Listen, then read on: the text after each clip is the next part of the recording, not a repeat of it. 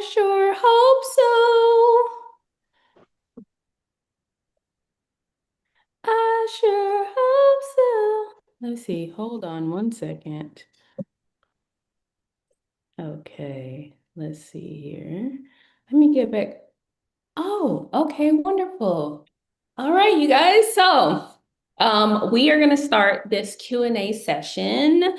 So I want to welcome everybody. What is up? How is the Wealthy Trustee community doing? How are the trustees doing? Come off mute, come on camera, let me know. I don't want to be the only person on camera. Let me know how you guys are doing. And you guys look good too. Hey, Christina. Hello. Hey, hey, hey, what's up, good looking people? How are y'all? Pretty Wonderful, good yourself. wonderful. Yay! I'm doing well. I'm doing splendid. I Hey, am. Christina, it's Kenya. Hey, hey, hey. I'm driving. I'm in You drive. Cali, Okay. California. Yes. Well, we want you to drive safely, okay? So pay Yep, attention I'll be to the home soon. road. I'll be home soon. Yay! Okay, that's good. That's good. That's good. So how is everyone? How is everyone? Pretty good. How you doing? Good, Good. good, good. I'm awesome. I'm doing well. I'm trying to keep it all together. I'm feeling Woo. a little, yeah, I'm feeling I haven't eaten today and it is 7 o'clock. So now I've started feeling nauseous out of nowhere. So Mm. I'm at the point where I'm not cooking today. I'm just ordering out. So I just ordered some lobster. It's on the Mm. way. You can share that with us, Christina. Of course, That's it's what I'm on the talking about, way, okay? Christina. The Yes. lobster and the Brussels sprouts is on the way. Oh, I love sounds that good. for you. Yes. Oh, thank you. Thank you. I love you guys so much. So we need to have these block parties more often. Today we are having a Q&A session. I'm here to answer any and all questions that you guys might have. I'm here to provide clarity. My team is also here. So Billy is in the building. A lot of you guys are familiar with her. And that is what we are here for. So what I want to do is I want to open up the floor for Q&A for whatever it is that you guys want to do. You guys want to have a discussion, whatever it is that you guys want to do, that is what I'm here for. So you just let me know. I see a hand up. Pillars of Peace Academy. Who is that? That's me, Uzziah. Hey, hey, hey, hey. How you doing? Wonderful, great, I'm, splendid. I'm at work, but I'm gonna go ahead and ask my question if Okay, go that's for it. permitted. Okay. My question is, am I allowed to start any type of affiliate group under my non-for-profit? So say I mean this is my non-for-profit, which is Peace Academy. And under the non-for-profit, am I able to begin to start an affiliate group that still will receive donations or any kind of funds that get filtered through the non-for-profit? Is that okay? Is that permitted? Yes, it is. Yeah, it is okay for you to be affiliated with other groups or for you to have like subgroups. So absolutely. As long as the activity is the same or as long as, if it's like a mission, as long as the admission is the same or the purpose is the same, similar. Okay. Do I need to start do I need to make the other affiliate group like an LLC or anything like that, or does it just need to go through documenting through bank documents or things of that nature? Okay, so your audio is a little bit choppy. I heard you say, do you need to make it an LLC? And then you said something about documenting. Yeah, I said, does this endeavor just need to be documented, or do I need to put this affiliate group into a LLC, or how would I best go about achieving this so that I don't have any problems with the IRS? Is basically what I'm asking. Okay, so the group, what is the activity? What's the purpose? Because Okay, it so sounds like it should be an entity as well. So what is it? okay, well, it's really just a outreach group. It's basically another. It could be a single another profit, but I really want to keep these two entities affiliated one with another. So one is called Let's Talk Solutions, and the one I'm speaking to right now is the one that I already have paperwork that's binding with the four. I mean, with a non-for-profit 50AC1A. So do I need to make Let's Talk Solutions into a business so that the non-for-profit runs the business, or do I need to just leave it as it has a bank account and that's all, and it's affiliated through that, or I mean through those streams? So is it a for-profit or a nonprofit? Well, it would be a for-profit. Okay, it sounds like, yeah, so it sounds like you would either establish it as a business trust or LLC. Okay. Okay. All right. Well, Yeah. thank you so much. You're welcome. That was Thank my you. question. All right. Awesome. All right, and then we have Miss Dina. Hello, hello Hi, again. beautiful. Hello. You're the beautiful one, inside and out. I Yes, love your we are the personality. same. Now, here is my question. I want to start applying for grants for the FBO, right? Yeah. So everyone keeps saying, well, you're gonna have to apply on the register with the Secretary of State in order Mm-hmm. to really qualify for the, bigger grants. Mm-hmm. So my question to you, is it worth it to, because like you told us before, when you do that, you're kind of pulling your trust into the public. Is that right? Yes, that's true. Of course, if you're going to register with the Secretary of State, then you are creating a public record for your nonprofit. I would definitely tell you for funding purposes, it is worth it. If you're trying to get the funds that you need and if you're trying to qualify for federal grants, yes. It's worth it. Mhm. Okay, I'll go that route. Okay, thank you. So, Ms. Dina, you might want to consider, hold on a second. Okay.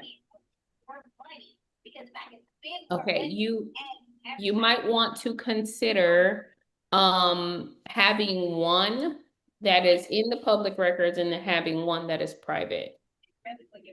So if you have like two different if you have like different activities or if you want it to just be separate. So you might want to consider that. It just depends. But if you only have the capacity to just do one and funding is important, then go that route.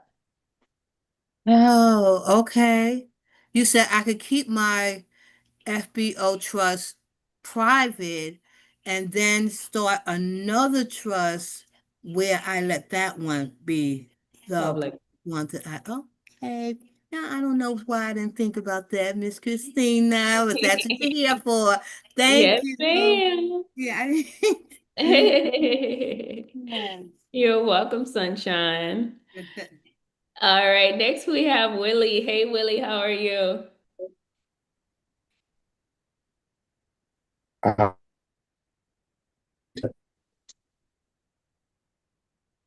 Hello? We cannot hear you. Oh, I'm sorry. Can you hear me now? Yes, absolutely. How are you? I'm finding yourself. Doing well. Thank you for asking. Yes, ma'am. Yeah, so I'm your problem child.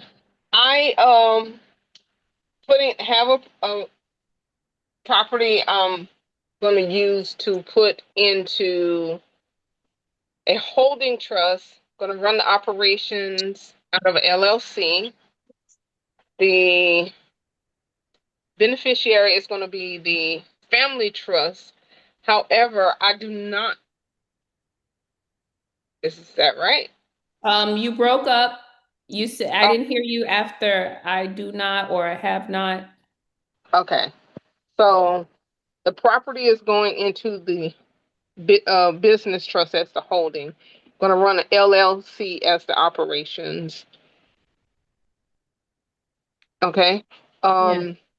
The private family trust is going to be the beneficiary of the holding trust. Okay. But questions with the FBO because I didn't want to do the church. So is that the only way that that can be done? Where you have to have like a ordained minister or in all of that? Or is it any other way I can structure? Or is that the structure? That's a wonderful question. So it's a nonprofit. There should be some type of nonprofit activity. And Mhm. it does not have to be a church. It does not have to be religious. It could be charitable and it could be educational. Those are your alternatives. Okay. Yeah, because I was going to do it as a support for the homeless and um like providing housing assistance, food, clothing, and stuff like that. But somebody said, well, that's a whatever the other trust is. So I So, was so that is nonprofit activity and it sounds like a charity. So run it like a charity. okay. So as far as the structure of it with the church and the meetings and all of that, does that need to change? The That was my meeting, so the way that you're going to operate, so the way that you're going to document is still going to be the same. The only thing that you're going to do is you're going to tailor it to your operation. You are going to have your purpose and intent for that organization be tailored to exactly what you said, and the tenets of faith is exactly what you said. okay. Okay. So I don't have to have the ministers and all that No. since it's not the church. I just need to change the language more or less. Correct. Yep. Customize it to the way that you're going to operate that organization. Okay. All right. Thank you. You're welcome. Thank you. All right. All right. Next we have Sheena. Hey, Sheena. Christina, hi Christina. Thank you for all you do. Thank you, Sheena. How are I really you? appreciate you. I am good. I Okay, quick appreciate you too. question. Yes, ma'am. In the administrative context section, Yes, ma'am. we have so successor trustee is listed, co-trustee is listed, and trust protector is listed. Yeah. Can I also list both of my parents, which I'm listing as grantors? You don't have to put the grantors. Grantors, they don't have any administrative power, so they would not be listed as an administrative contact. So the That was only my other, question. yeah, So the Because they're my parents, I only, still shouldn't. nope. Okay, okay, So the only other positions that you would add on there is if your board members, so if you have an executive secretary, or if you have a treasurer, or if you have a general trust manager. okay. I forgot what the answer to this question was. Can my parents, who are the grantors, be board members? I remember they, No. So okay, the got it. grantor cannot be anything else but grant. Okay, last question. Yes, Should I ma'am. put the email, the trust email, I created a family trust email. Can I put Yes, that? beautiful. Okay, perfect. Thank Yes. you. You're That's welcome, all. Thank Sheena. Thank you. you. All right, I love the questions. Keep them coming. So those of you guys that are unable to raise your hand and come off mute, please go ahead and put your question inside of the chat. So the next hand that I see is Miss Betty. Hey, Miss Betty, how are you? I am good, Christina. I hope you are. Um, Yes, I have, I'm doing well for right now. I'll feel much better once I get some food in my system. oh, bless your heart. Bless your heart. I Thank wish I could you. share all the food I have had Thank today with you. thank Yes, you. yes. My Look, first see, question. I Go on. I'm love the sorry. generosity. Oh, okay. Yes, ma'am. Okay. My first question is, can I have both educational as well as ministry into one trust? Yes, yes, Okay. absolutely. And sometimes a lot of the stuff will overlap. So absolutely, yes. Okay. Okay. Now, my next question: if your trust has been completed by 7 ways to wealth, um, how long does it normally take? So as I long know as it we have depends on. Yeah, I'm so sorry. as long as we have all of the information, so sometimes there are delays because we don't have grantor information to apply for the EIN. Sometimes there's issues with notarization and getting IDs. So it depends on if we have all of the information. So if we don't have any information, then it takes us 10 business days to process it. But if there is something that's missing, then obviously we cannot complete it. Okay. Yeah. Okay. Thank you so much. And I had one other one. Let me see what the other one was. You answered that one. Okay. I think that's it for right now. I had another one, but I thought I wrote it down. I can't read my own writing. Okay. Thank you so I much. have been in that situation before when I'm like trying to decipher. I'm like, what was I trying to say here? Exactly. That's me right now. So I will Yes, let someone ma'am. else go. Thank Okay, you. thank you, Miss Betty. I appreciate you. All right, next we have Craig. Hey, Mr. Craig, how are you? Oh, I'm fine. I'm fine. How are you? I'm splendid. Thank you for asking. Thank you for being here this evening. Yeah. I've been in the journey, I guess, for a couple of months, and my work schedule is so crazy. But I'm at the process where I'm filling out the information for the three trusts, and I've Mhm. done two. But I just heard something that made me think. So I just completed, I think, as much as I could. I have two questions. The first is when it asks you for the address, right now I put in my regular address, but it was somewhere you can go and you suggest, or they suggested, I think, that you get an address for the trust. And I don't remember what that was. Oh, yes, absolutely. So what you want to do is you want to get a virtual address for the trust. We have a partnership with a company called iPostal One, and you're able to obtain, any address in the US. So you I mean, can does just, mail come there? I mean, or is it just yes. an address to be on record? So I'd have to find, is it physical mail? So is it somewhere the state I live in, or will they send the mail to me, or how does that work? Wonderful question. So you're going to choose the address based on the domicile state of the trust. So, for example, if you're choosing to set up the trust in Texas, then you're going to choose the virtual address in Texas. And you're just going to select based on the addresses available that they're able to provide you for your trust that are in Texas. Now, what is occurring is it's a mail forwarding service. So they're going to receive the mail for the trust in that address location, and then they're going to forward it to the address that you have on file where you want to actually receive the mail.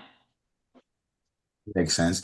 And then my next question is, I guess once you finish, because a lot of it I didn't know and just kind of put in basic information. For instance, where I just heard someone say, I did my family trust, pretty much, and filled that out with the name, social security numbers and stuff like my grantor. I know can never be really a part.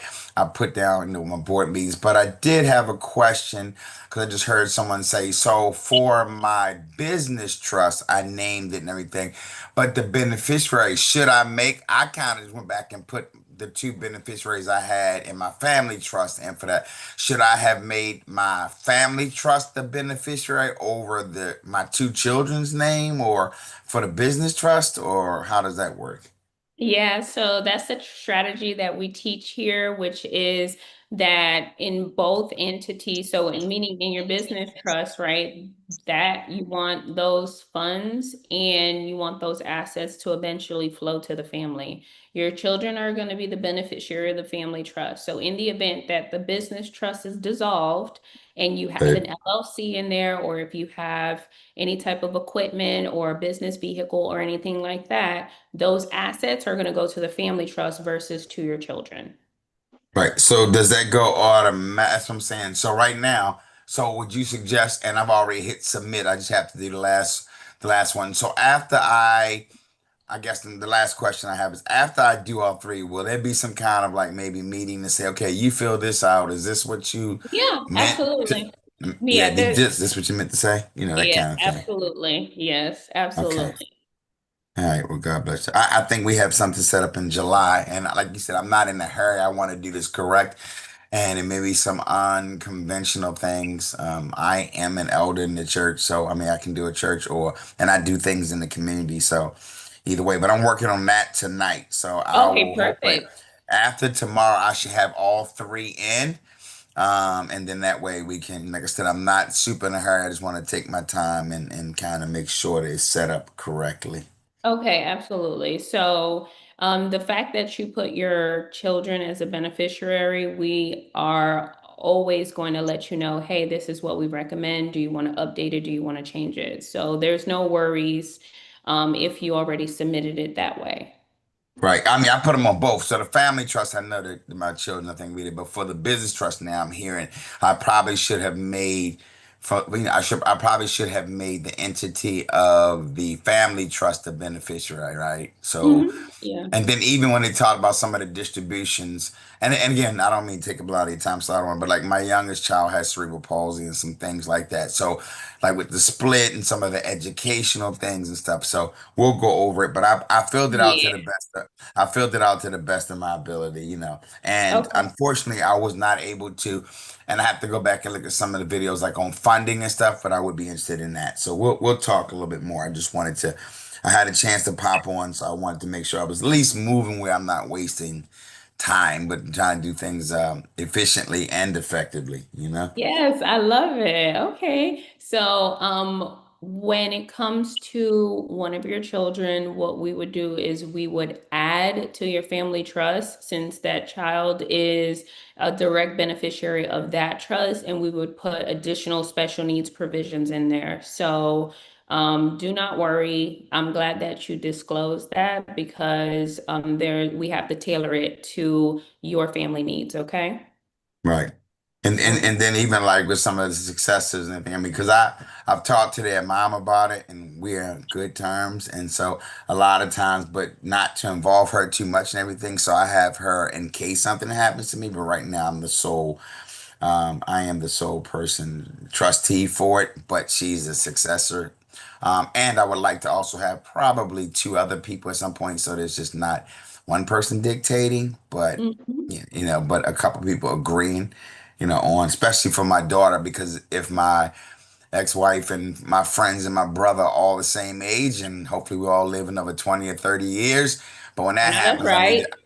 yeah. But when that does happen, whenever the Lord decides to call us home, and I'm okay with that, I just want to make sure that we have hopefully a succession plan of people that, you know, will be able to at least take this and follow through with it. So that's another Absolutely. thing, you know. Absolutely. Yes. Don't worry. So we're going to lead you in the right direction. So no worries there.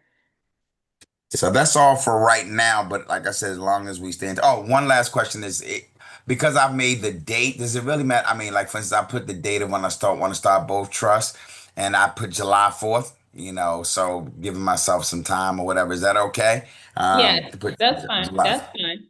Yeah, July 4th on it. So I guess you'll get it your team and you have a wonderful team, by the way. You know, they've been very helpful. So Thank you. and so everything has been top notch, and hopefully, at some point, you can. I'm in Baltimore and have a lot of people and a lot of fraternity brothers that probably would love to meet and learn about this. So hopefully, can do something one time where you come to Baltimore and present or do something. That would be wonderful, Mr. Craig. That would be wonderful. Yeah, So, one of the things is I'm a member of Kappa Alpha Psi Fraternity Incorporated, and we have our national convention is in 2027, and so there's gonna be a lot of a lot of people, but a lot of people need to really know about this and understand this. So I'm trying to put that together. So we'll talk offline about that later or whatever. Absolutely. Thank you so much, Mr. Craig. I appreciate you popping in this evening. Just know that me and the team, we are here to assist you. So they'll be able to help me with helping you with everything. So no worries there.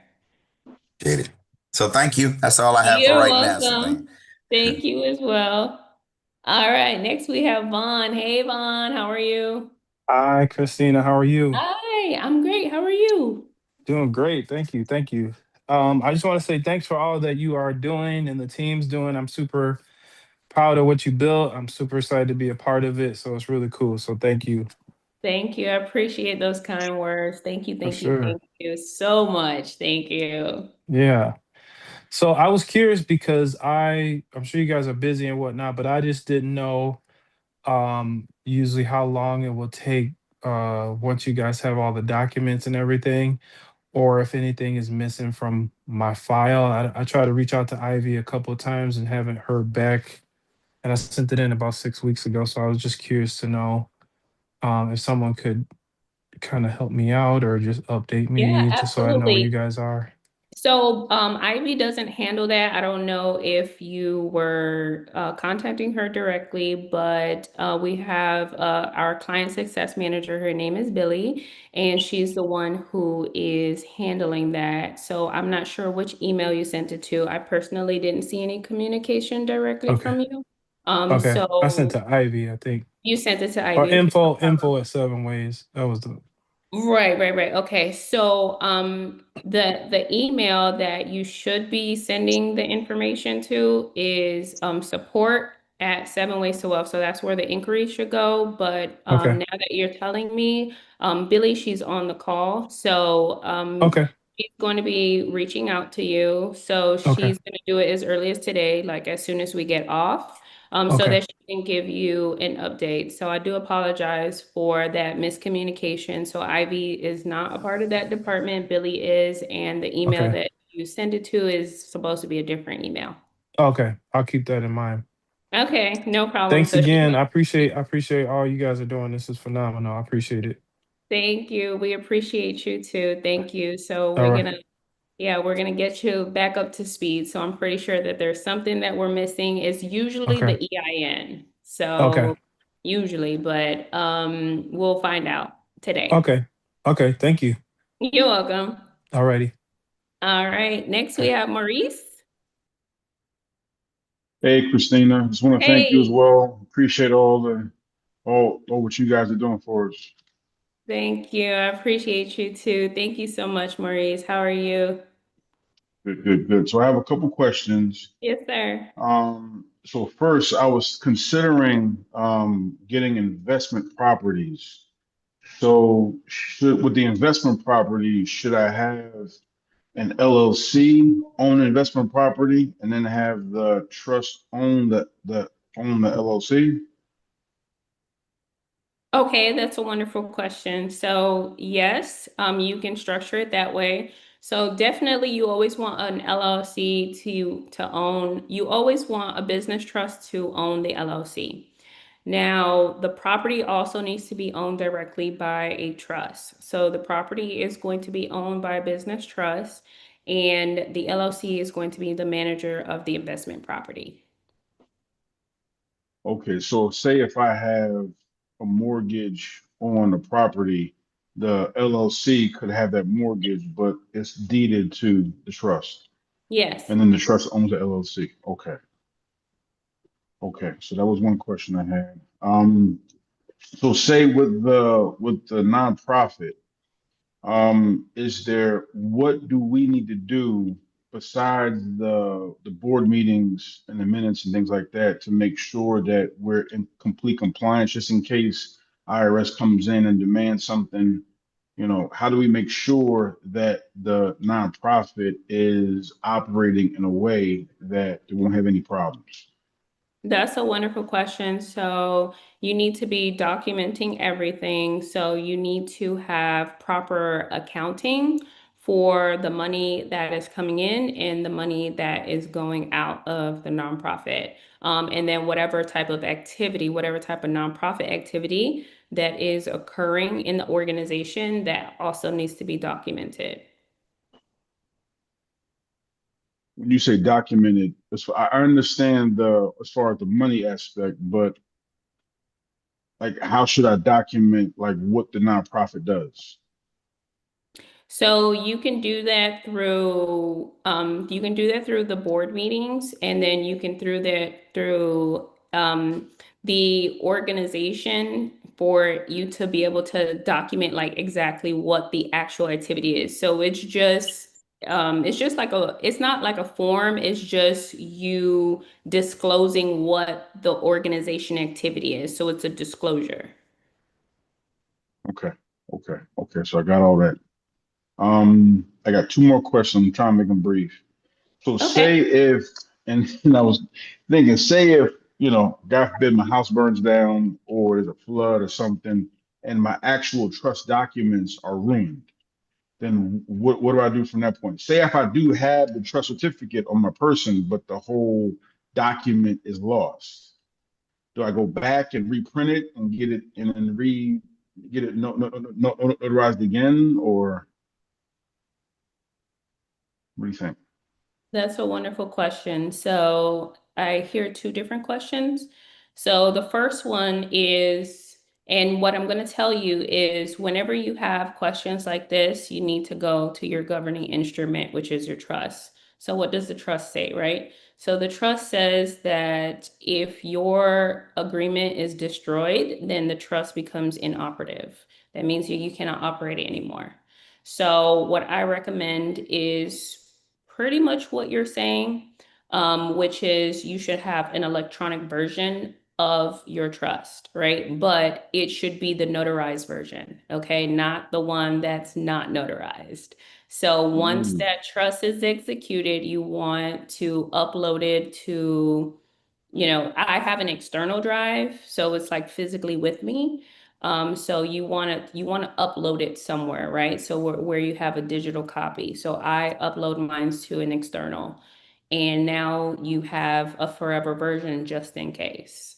We have community members that were affected actually due to the California fire, and the trust burned. So it is a real thing. Natural disasters do happen. I'm born and raised in Florida. Hurricanes happen, roof is gone, trust is gone. So you need to have an electronic version of it, but it's the executed version, and then you just reprint it. Awesome. I'm gonna do that tomorrow. Thank you. Right. And yes, tomorrow. Because I already got them done. I already got them signed, everything. So now I'm gonna do that tomorrow.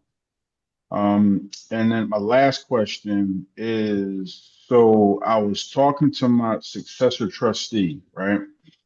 And just in case something happens to me and my wife, how will they like gain ownership? Like, how would they have a trust certificate?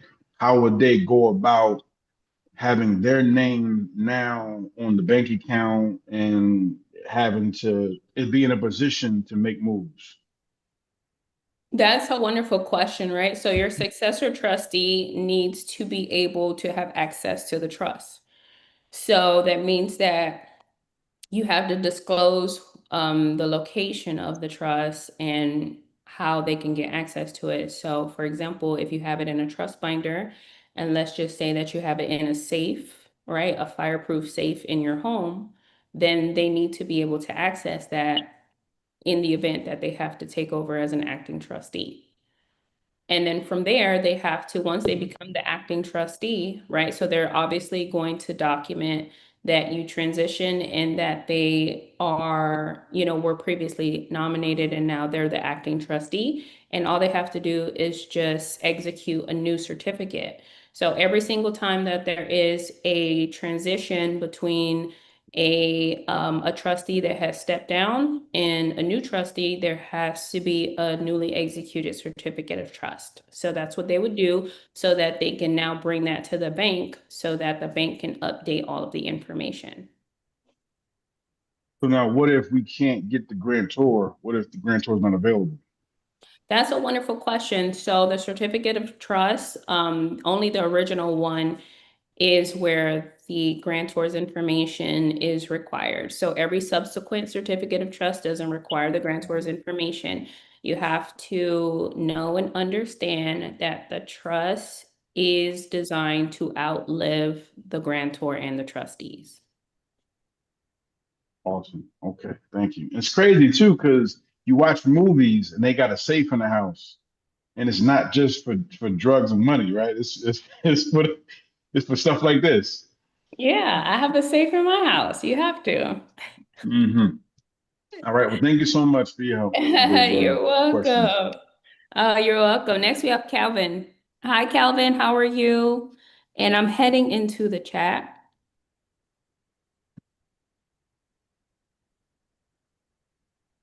Hi, Christina. How you doing? I'm wonderful. How are you? I'm good. I'm good. Um, I've set up a business trust, a family trust, and my nonprofit. I have a bank account for each one. I have a EIN for each one, of course. Um, my main question, I think, would be as far as funding. How, as far as acquiring funding, um, with not the best credit. That's I guess my question right there. That's a wonderful question. So you are able to acquire funding based off of the EIN. It is a slower process, but it is something that you're able to do if you don't want to leverage your personal credit. So we do have a funding manager, and we're going to have a masterclass on Thursday at 7 p.m. or is it 6 p.m.? Let me find out. So he's the best person to ask. And when it comes to, I'm sorry, somebody is off of mute. Give me one moment. Hold on.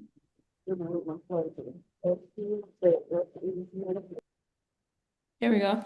So as far as the credit goes, I would definitely recommend to get the credit, up to par. So go through like credit repair. So they are also able to assist with that as well. So are you able to come to the masterclass on Thursday? I am. And I did. It was a credit repair guy that you recommended, and I think it was a thing on it, and I went to hit that guy. So I'm working with him now, but yeah, I still was kind of just wondering which way I needed to go after like all of that is done, and when I get to a good place. Oh, okay, yeah. So basically, Brian will be able to help with that. So once the credit is up to par, then he has the blueprint for how to get funding and the steps that you need to take. We also have all of that training available inside of the program, inside of the course under business credit. So we have a Okay. bunch of resources if you want to review those resources. Okay, I'll check it out. Sounds Thank you. good. You're so welcome. Let me see what time the master class is. It's at 6. Okay, awesome. So it's Thursday at 6 with Brian Dorsey, and he'll be able to assist. So he's going to teach step by step, like what the process is, what the requirements are, what the qualifications are, how to be fundable, how to appear credible so that you are able to get the money from the bank. Sounds good. All right, thank you, Thank you. Kevin. Mm. All right, wonderful. Next we have M. Allen iPhone.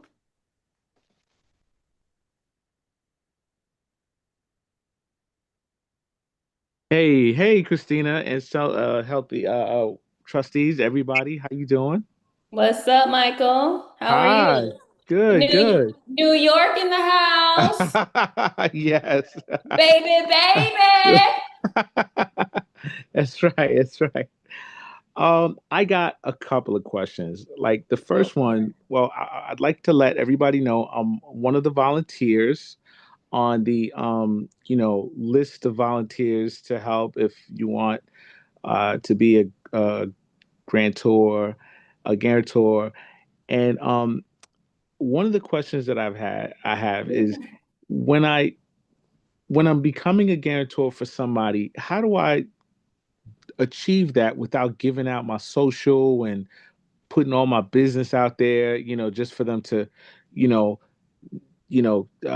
cancel me at the end, because it's really sensitive information, and I really don't like to give all that out. And I was wondering how to achieve that without doing that as well. That's a wonderful question. So first and foremost, I want to say thank you, Michael, for volunteering. We really appreciate you. We know that you have been with the community for years. Yeah. So thank you so much for agreeing to just help those that are in need of assistance and help. Now, when it comes to you serving as the grantor, right, and you providing your Social Security, so you do not have to provide your Social Security to the trustees or to, to anyone involved in the trust. So what's required of you to serve as the grantor is one, obviously for you to execute the trust agreement with them, two, for you to obtain the EIN. So you obtaining the EIN is you going through the same process that you took when you got your EIN, meaning that Mm, you go to the IRS website, they need to provide you with the trust information, right? Obviously, if you're serving as the grantor, you need to know the name of the trust, the address of the trust, and who the trustee is. So as right. long as you have that information that you've obtained from them, you are actually going to apply for the EIN, not them. And then the last component is that the bank is going to ask for your personal information. And so the banker will call you and ask for your personal information. You never have to disclose it to the trustee or anyone that's involved. So you're going to provide it straight to the bank. And I'm not sure if you're uncomfortable with providing it to the banker or not, but that's the only way that they're able to get a bank account. So you speak directly to the banker. So whoever is at, whatever bank that they're going to be opening up their trust account with. And Okay. all the bank wants is pretty much, just the basic information, name, address, phone number, and social security. And they are doing that for them to create a profile. So when they open up a trust account, they create a profile for the grantor and the trustee. But the grantor is not required to do anything. They just want a profile on file. That's one of those banking protocols, and pretty much all banks across the board are like that. Ah, that makes sense. That makes sense. So, but the governing instruments remain theirs. The indenture Yeah, is also theirs and everything yeah. like that. But I'm just setting it up. I'm just using the EIN to establish the trust for them using their governing instruments and their just their for their governing body or whatever. Yes. Okay, the corpus, I should say, their Yes. corpus. The trust Okay, corpus. okay, okay. And then like if I wanted to remove like TCUs from anybody, I could do that during any of my meetings, right? I could like if I Yes. wanted to. Okay, Mm-hmm. okay. And okay, and trust read. Um that credit repair workshop, is that the one? Because I think you have two different ones, right? I think you have one with Mr. D. He does like credit Mm-hmm. Funding. Yeah. funding. Okay. And then there's one where there's like credit repair. Yeah, You, personal. So we have business and personal. Yeah. So we don't have a personal one coming up. Do you need us to put one on the calendar? I think that would be really, really good. Beneficial? Okay. Yeah, very beneficial. And Listen, Michael, you just say the word, okay? Just say the word. It's yours, okay? This is your world. I'm just in it. okay. You're silly. Okay, so yes, that would be really beneficial. And Okay. I have a few people who would, you know, like to um take advantage of it, although they are not um Seven Ways of Wealth members yet. Yet Okay. is what I'm Okay. saying. But Okay. you know, are they able to join the masterclass or workshop? They're able to join the master class, not the Okay. workshop. Yes, yes, the master class is what I Right, meant. right, not Yeah, the yeah, yeah. workshop. Not the Yeah. workshop. Correct, So correct. even the one that we have on Thursday, they can come. Okay, fantastic, fantastic. The more the merrier. Come on. All right, all right. Well, thank you so much, Christina, and thank you for your resilience in this. You are like, you know, you're a wealth of knowledge. You're a treasure to all of us. Thank you. I appreciate you so much, Michael. Thank you, thank you, thank you. And thank you for being such a asset to this community. Okay. Thank you for volunteering your time, your energy. Thank you for being committed. Thank you for being a like-minded individual. I Yes, appreciate you, and I know everyone else in the community does too. So thank you. yes, yes. Keep up the Absolutely. good work. Yes, thank you. All right. And let us know when you decide to move out of New York. I know. I'm trying to recruit the people out of New York. I don't know. It's a nice place, you know. It's you know. Listen, Ask, my ask mom, my Miss mom is D. from the Bronx. Okay, my mom is from the Oh, Bronx, so I was raised by a New Yorker. It's tough. okay. So that's why you have a New York spirit. You know, I saw That your brother part. on here a few You months did, ago. yeah. Yeah, he's a very New York spirit too. He's an artist. You Very know, you see, much. he's a creative. So you know Right. that works. It's in Right. line. Yes, exactly. Oh my God, you should see my other siblings. Lord have mercy. You should see my other siblings. But we're a product of our environment. It's That's all right. right. You're raised by a New Yorker, you act like one. Like, ugh. Gotta be, yeah, yeah, it's in your spirit. Yeah. So anyway, so let us know when you decide to volunteer to leave. Okay. Thank you, Michael. Thank you. All right. So Zoom user, I'm not sure who Zoom user is, but Zoom user says inside of the chat, can you have one holding company for many different LLCs? So the answer is yes, you can have one holding company for however many LLCs that you want.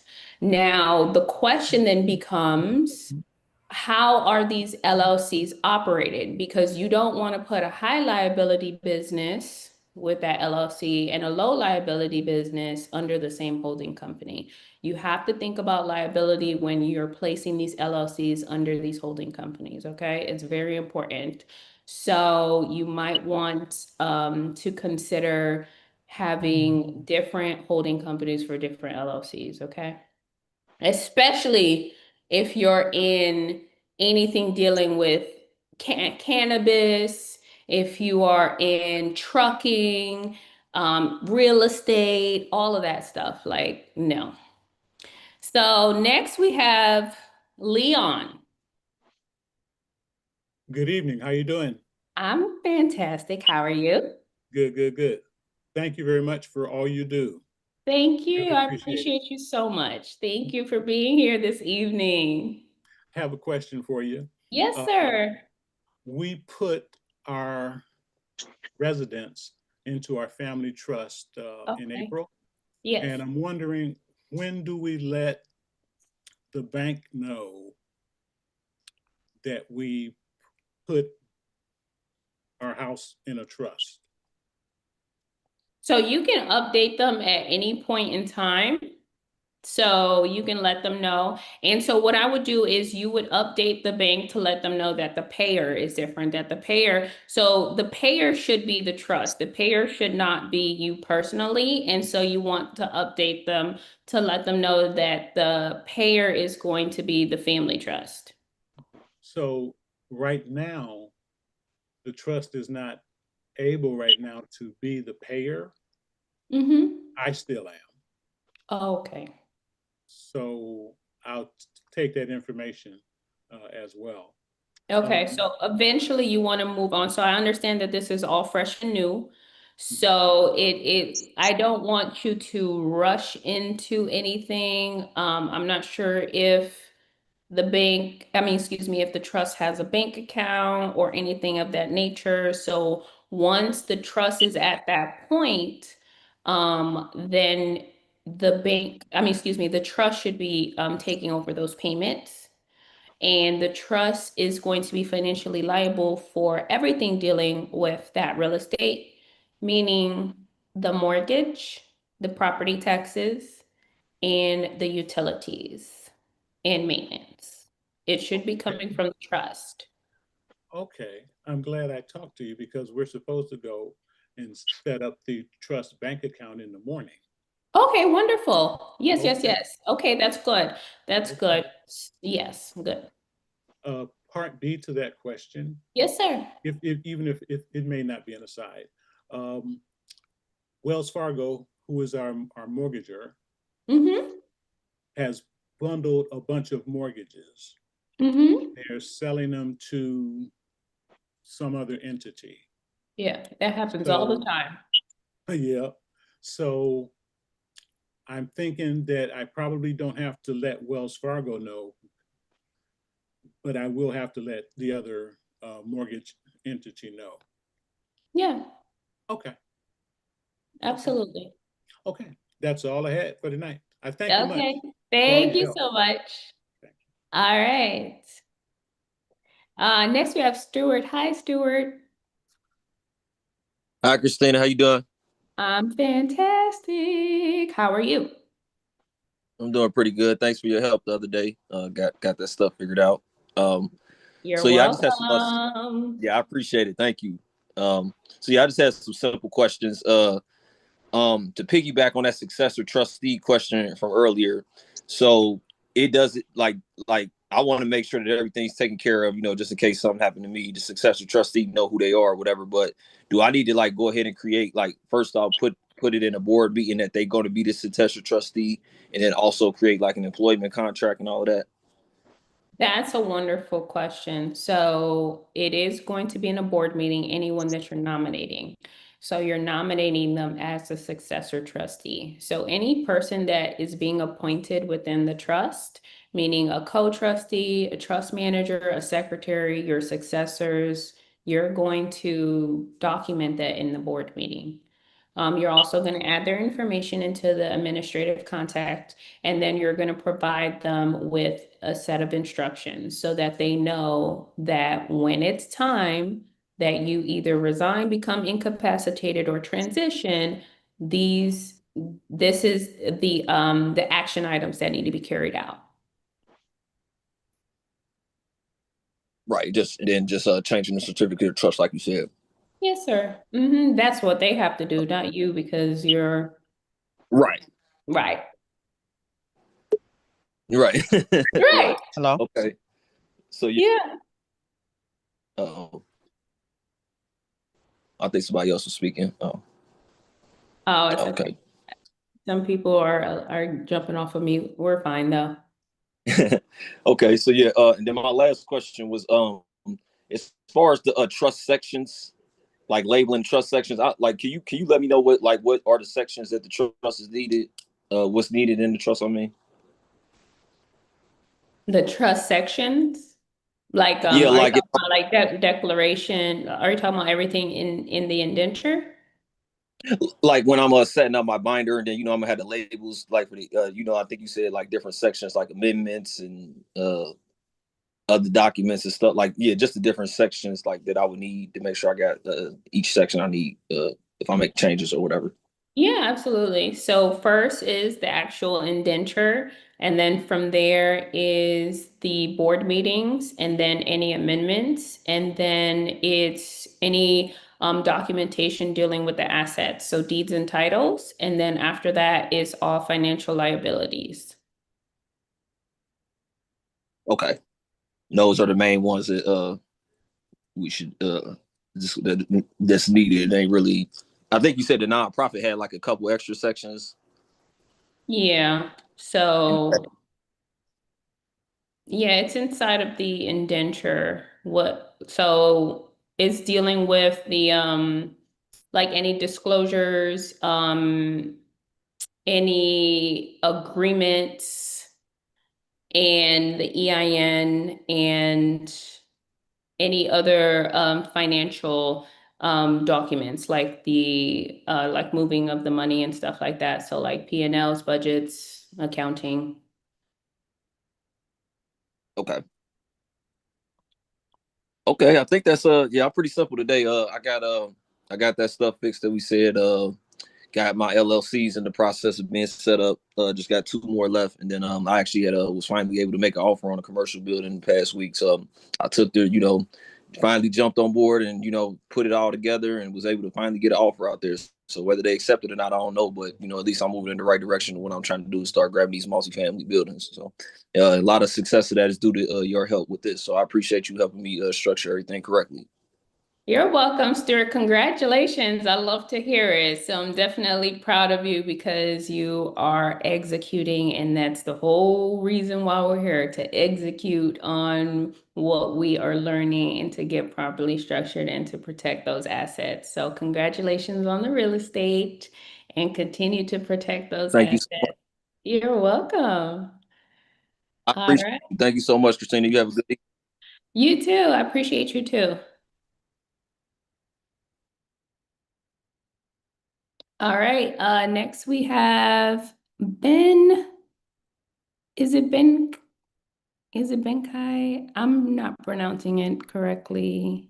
Ben Kai. Ben Kai? I said it. Did I Yep. say it right or no? I Yep. said it wrong. You did. Ben Kai. That's correct. Okay, Ben Kai, how are you? I'm good. I'm good. Shalom, goddess. How you doing? I'm doing well. Shalom to you too. Thank you so much. All right. I got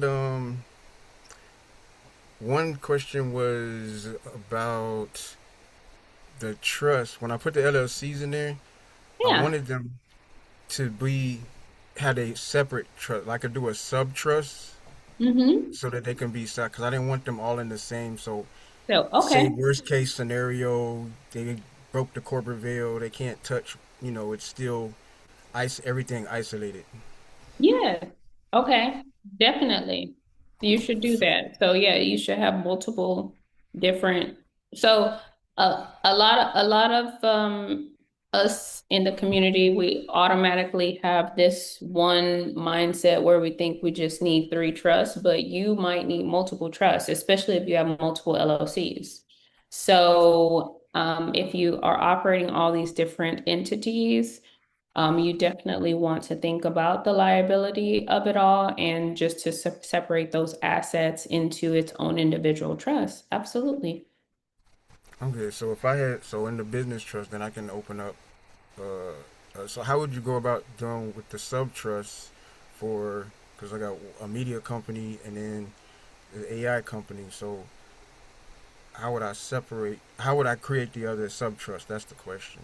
So it's going to be a whole actual separate entity and it's going to be a separate trust.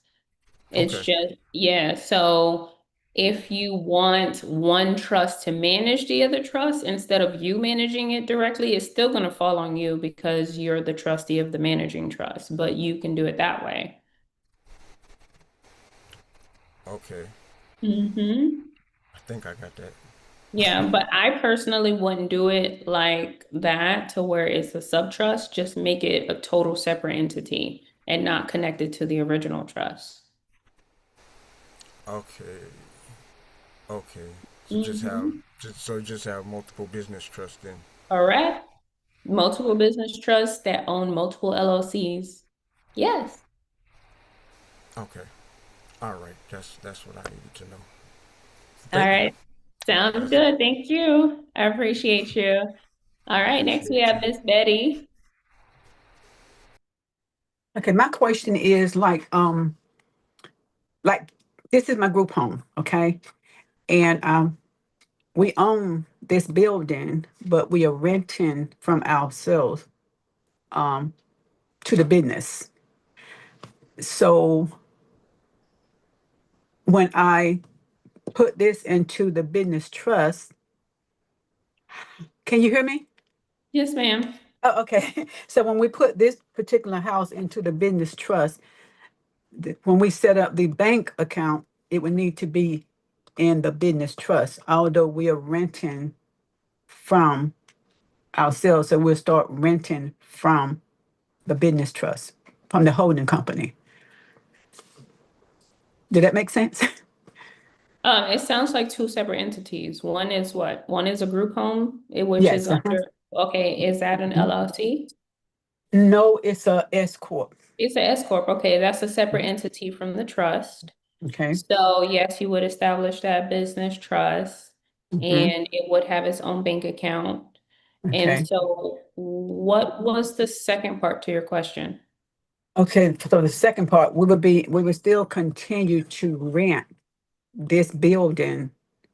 So we'll be renting from the holding company, right? Oh, correct. Yeah, so you're renting from the owner of the property, which is the LLC. Okay. Okay. Okay. That's what I needed to. All right, Okay. sounds Thank good. you so much. You're welcome. You're welcome. Okay, give me one moment. Give me 60 seconds. I'll be right back.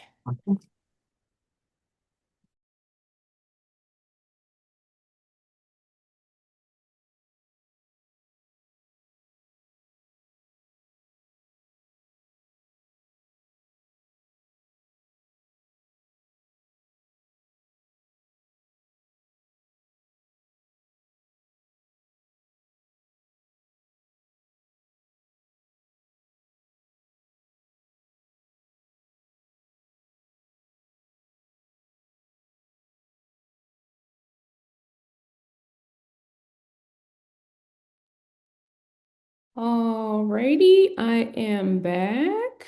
Let's see here.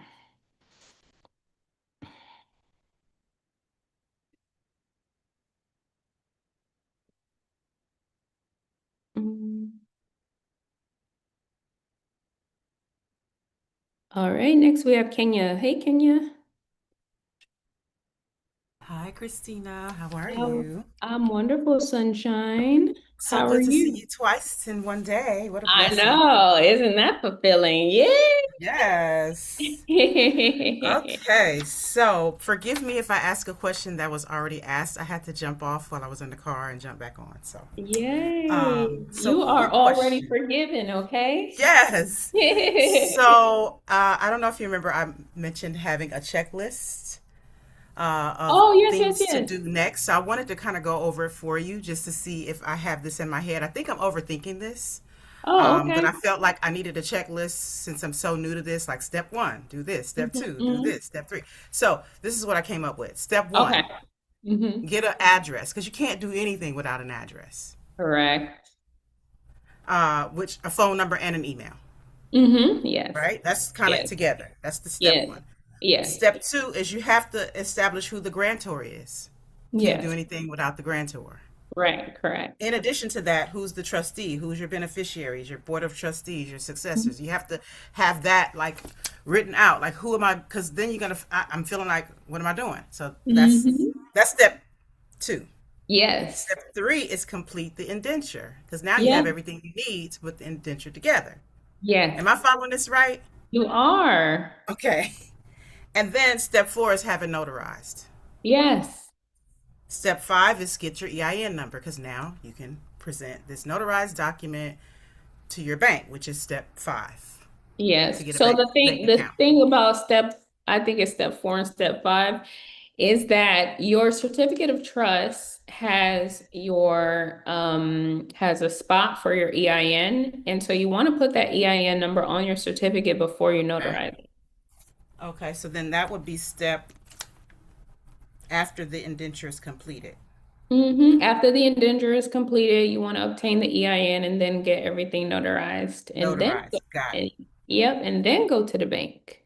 Okay, I got my little checklist. Okay, so then my other Yay. questions are, yay, I hope that helps somebody else because I'm up here the only Yes. one tripping. Okay, so I'm thinking because of my situation, um, I'm single, not married, no children. I could just start with my business trust since I have multiple businesses. Mm-hmm. Can I just start with my business trust and then be the beneficiary and the trustee along with other family members that will Yeah. be Mm-hmm. beneficiaries and then add the family trust later?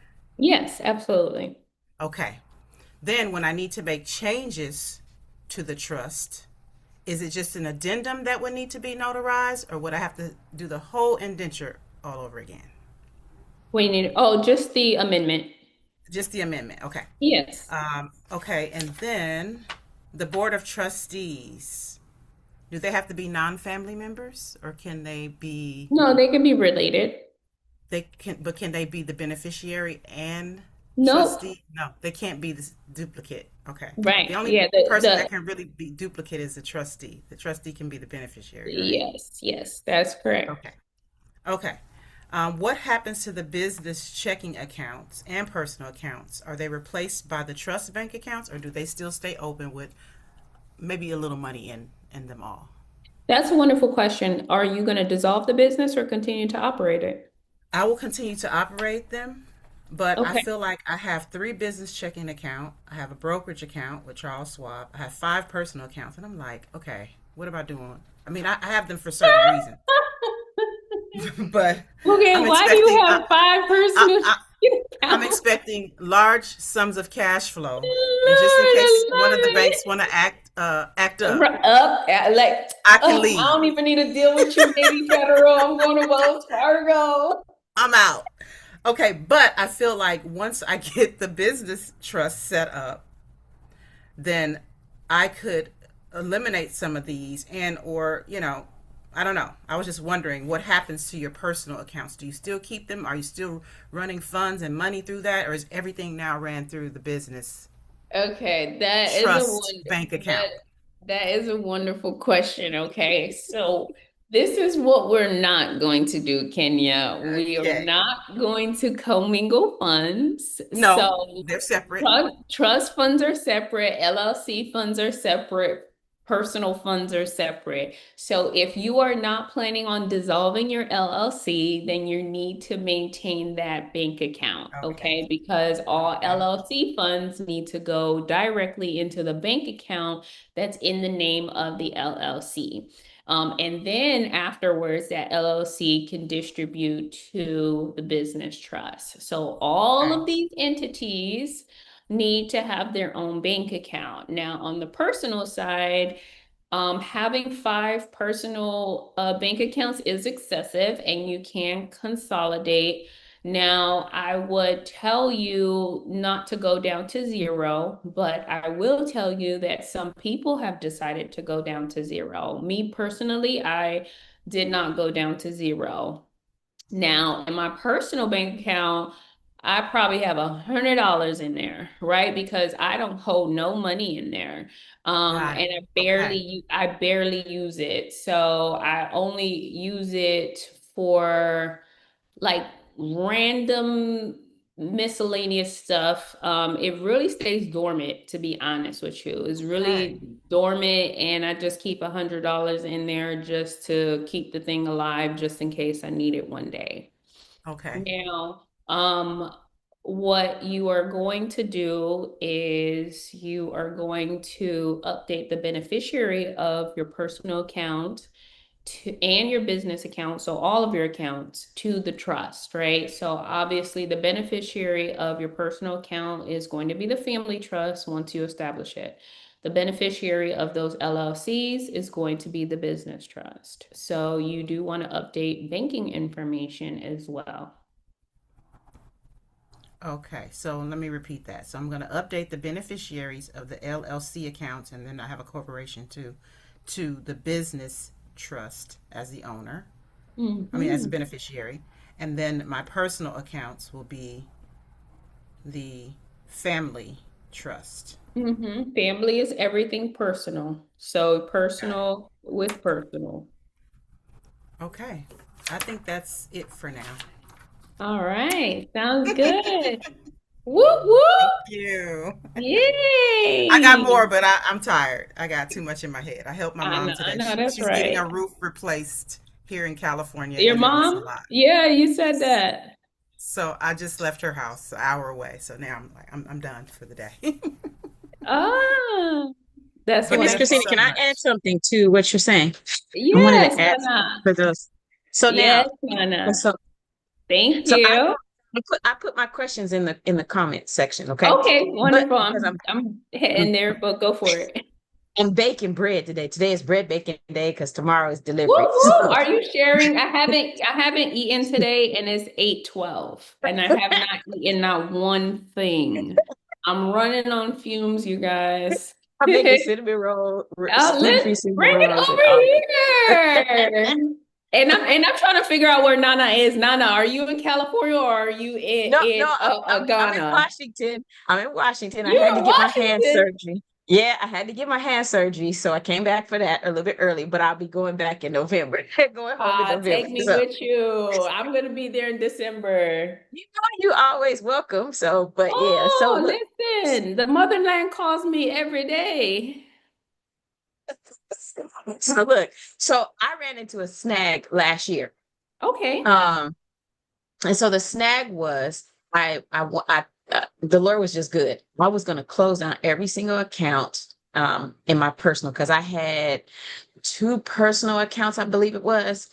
And I went and I closed one of them. I had something remaining that needed to clear, so I didn't close it.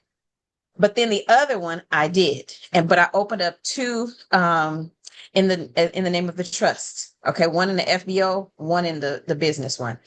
So I was going to close down that personal. And so when I went to, because I do international back and forth, I do a lot of money transfers through those apps, SendWave and Pay Angel and all that.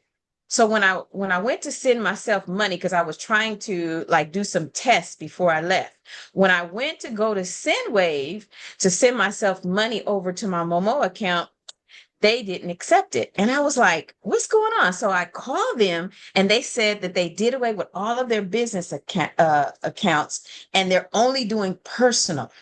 So for those of you that are back and forth, because I know that I'm not the only one that travels back and forth, that need to transfer yourself money, you have to have a personal account open in order to get money over in, whether it's in I'm not sure about Kenya because I haven't been back to Kenya yet, but in Ghana specifically, or no, I take that back.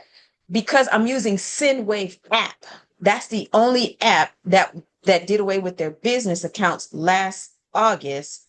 But Pay Angel, they'll allow you to have a personal and a business account. So you got to keep a personal account open for if you're using SendWave app and some of the other apps that won't allow you to do business. Even Venmo, I think some of the Venmos and stuff like that, they won't let you have business accounts.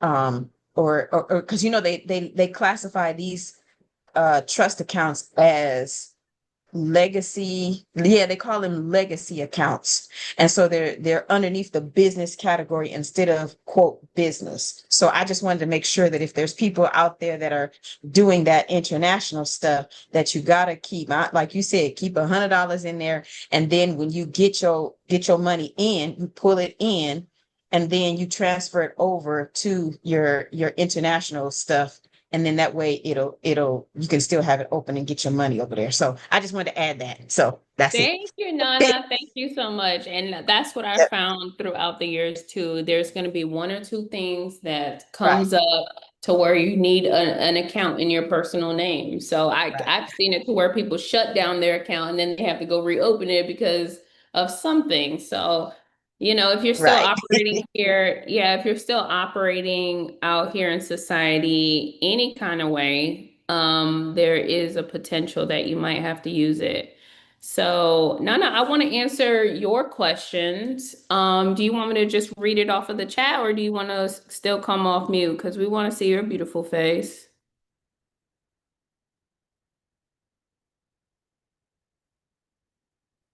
All right, there I am.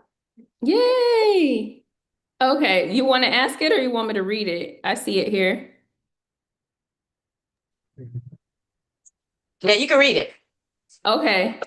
So you Uh-huh. said, Or so it ask it. says, yeah, I have all the trusts set up, but I'm killing myself to fund them. I need to know the best way to fund them for OPM. I want to keep my personal funds out of the public eye for personal reasons, but how do I fund the FBO? That's a wonderful question. So there's two steps when it comes to funding. So you're either going to fund obviously using your personal funds, and you're going to document it as a loan that you're loaning those funds to the organization, or you Right. fund using OPM, which is the bank's money. And then when you're going down that route, that's when you are going to acquire bank loans or lines of credit or credit cards. So we have a whole funding masterclass on Thursday at 6, where Brian is going to be showing you step by step when it comes to the OPM. So if you're interested in the OPM, if you could please come to the masterclass at 6, that would Okay. be wonderful and very resourceful for you. That's EST So time? yes, ma'am. Okay, gotcha. Yes. 6 5 4. That's 3 o'clock here. Okay, gotcha. Yep, that's 3 o'clock. Okay. And then the next question is, how do I put my mom's house into the FBO? Now, my question to you is, when it comes to real estate, right? The only Mhm. reason why you should be putting it into the FBO is if there's nonprofit activity occurring in that piece of real estate. So Okay, gotcha. we have community members that have churches. We have community members that do retreats. We have community members that have farms. And so that type of activity qualifies for it to go into the FBO. But if it's a Okay. primary residence or where you live, then it should go into the family trust and not into the FBO. Okay, Now, gotcha. as far as the steps that you're going to take, what that property has a deed on it, you have to redeed that property from your mom's name into the name of the trust. Okay, so we do have the deed templates, we do have the trainings inside of the program, teaching you step by step. Now, if you want to Okay. come to the workshop, our next workshop is July 6th to the 10th. And on the 10th, I will be showing you live step by step how to transfer that real estate if you're available. Okay. Okay. Okay. But it is inside of the course study. Yeah. So the name Okay, gotcha. of the actual training is transfer deed. I think that's the Okay. exact name. I think I printed off the form for it too. I just haven't done anything with it. So I need to go back over and review it. So, okay, gotcha. So family trust, put it in the business trust account and then watch the course study on it. Yeah. So are you talking about for the primary residence? Yes. Put it into the family trust. Oh, the family trust. Okay, gotcha. Yeah. Okay. Okay. And then the last question was Gmail wants ID for their numbers. What do you do about this? Okay, so what you want to do is you want to use another service provider. So one place that you can use is, go to your app store. There's various different kinds of companies. One is called, I think, like Second Line or Second Phone or something like that. So we use a different provider, and I can't even tell you what the name of the provider is. I think it's What called would I Google? Lead Connect. Just phone providers? Yeah, but so you Virtual can phone providers? yes. Okay. That's a good way. You can also look on, like, if you have an app store or a Google store, however Right. that goes, there are different apps that you can download that they'll provide you with a phone number. Okay, gotcha. Okay. Yeah, because when I saw that, I've been had Google forever. And then when I looked up there to try to use it recently, it said, please upload your government ID. I said, what? Yeah, Since when? absolutely. Okay, gotcha. Okay, I'll do those Absolutely. researches. Yeah. Okay. Yeah. All righty. Rudy, you want to chime in on that? Yeah, Rudy, he was Yeah. Okay. recently telling us about the phone number. So tell us, let Yeah. us know. Yes. So I kind of went on a rabbit hole. Yeah. Google was making it very hard, but I ended up using eVoice, and eVoice if you buy one line for $12 a month for the whole year, it's a lot cheaper, and they'll give you three numbers.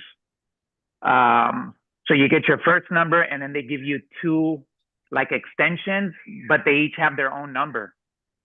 So for what, $144, I got three numbers, and you can put them all in the app. Here, let me show you. Where are you? Okay. I don't know if y'all can see. Let me see. It's on eVoice, and then you press right here, and then you got all three phone numbers. And they will call you, and you can send it like to voicemail. And what I did was, because it's supposed to have like one voicemail, but I did a generic voicemail to where, hey, thank you for calling. Please leave your name and number after the message, and we'll get back to you, versus saying like who you are. What's cool is that your first line can be like for your business, and then the other two, I did it generic to where I say, hey, press extension 1, to kind of bypass it, and then it tells them, hey, leave us your information, and it'll ring on your phone. Google, like, I mean, I was researching day and night. It was horrible. It was bad. But anyways, eVoice, it's a little bit complicated, but they're very good when you text them and all that. But that was one, cheap. So like, let's say I was gonna actually ask Christina, like, what happens when you have like, let's say 50 trusts, right? Because you can have 5 phone numbers in one number, like in the app itself. So I think that would probably be one of the cheapest ways. I know starting off, it's gonna be a lot of sending here and iPostal and all that. So yeah, I hope it helps. But I the only thing I was gonna ask was, if for some reason they ever audit or something, I don't see how they would be able to find you, because they have to find the main number and then maybe dig some more. But yeah, like eVoice, check it out, guys. I don't work for them. I was just in a rabbit hole. I was like, that's what's been kind of like messing me up. And then Google messed me up on my emails. Because if you don't, they'll send you an email to say, hey, go ahead and confirm it's you and not a robot. So then they flag through my emails. And so, yeah. But yeah, I hope that helps anybody. That does help. Thank you. And that's why I appreciate. Thank you so much. Yes, I appreciate you guys bringing this up, because that's why I like doing it as a group, because everyone pretty much has the same questions, similar. We're all going through the similar, situation. So the fact that you was able to provide that as a resource and be a resource for us, Rudy, is awesome. Thank you, thank you, thank you so much. Can I ask one thing on the iPostal, since I'm already here? On the iPostal, I also called them personally, because they want you to do like a business account for all 3 of them, because they say, quote unquote, that it has to have your name, right? Because you have to fill out that 4852 form or whatever. And by law, they have to have your information because you're going through the postal, right? Yeah. So I called, and the girl was like, well, no, you need to have, like, if you need a business account, it'll put your business name over it, but it'll still have your name. So I said, okay, well, what if I keep like my name and just get a regular account? She was saying, well, no, then we won't deliver you mail, but I've gotten mail at the house without my name. So do you know what I mean? Like, that's what I think she was just trying to upsell me. Like, but it'll say your name, but you don't have to write your name on the top of your address. You know what I mean? Right. Yeah. Yeah. So it shouldn't have your name on it. So that's why you don't want to have. So if you, from my knowledge, if you have the personal account, then they won't accept mail for the entity. That's what they say, but is that true? Do you think, or were they just trying to? No, I think it's true. I think it's true that they won't accept mail for the entity, because the account is in your personal name and they're only going to accept mail. So they're going to actually reject it, from what I know. Like when the mailman goes, he's just putting them in each slot, like let's say 3081, 3082. You know what I mean? Like I don't think he's like, oh, this isn't the name of the entity, I'm not gonna put it in the mailbox. Do you know what I mean? Yeah, Because it's usually like it's an Office Depot, the it's an iPostal here. it's an Office Yeah, where Depot. we're at, it's an Office Depot. Okay. So I will tell you every single location and the way that they choose to receive the mail is different, right? Some places don't even have a slot, right? The mail just goes to that one individual. Like from I know that I've had this interaction in the past, right? Where I have like a PH number, but there's really no PH there, right? And so what happens is they receive the mail and then they sort it out manually because the suite really doesn't like exist, right? And so there is no real box for them to put it in. The mail, like the mail person doesn't come and go to a box. The mail person just delivers everything for that one general address to the person, and then that person that's there at that virtual address goes and sorts things out and forwards it. So it really depends on the location and their, service. I wouldn't And just automatically assume that. when you mean forward, like forward it to our like house address. Yeah, forward it to whatever address that you want it to go to. I hadn't even seen that option on iPostal. Okay, I'll have to check that out. Yeah. Okay. Okay.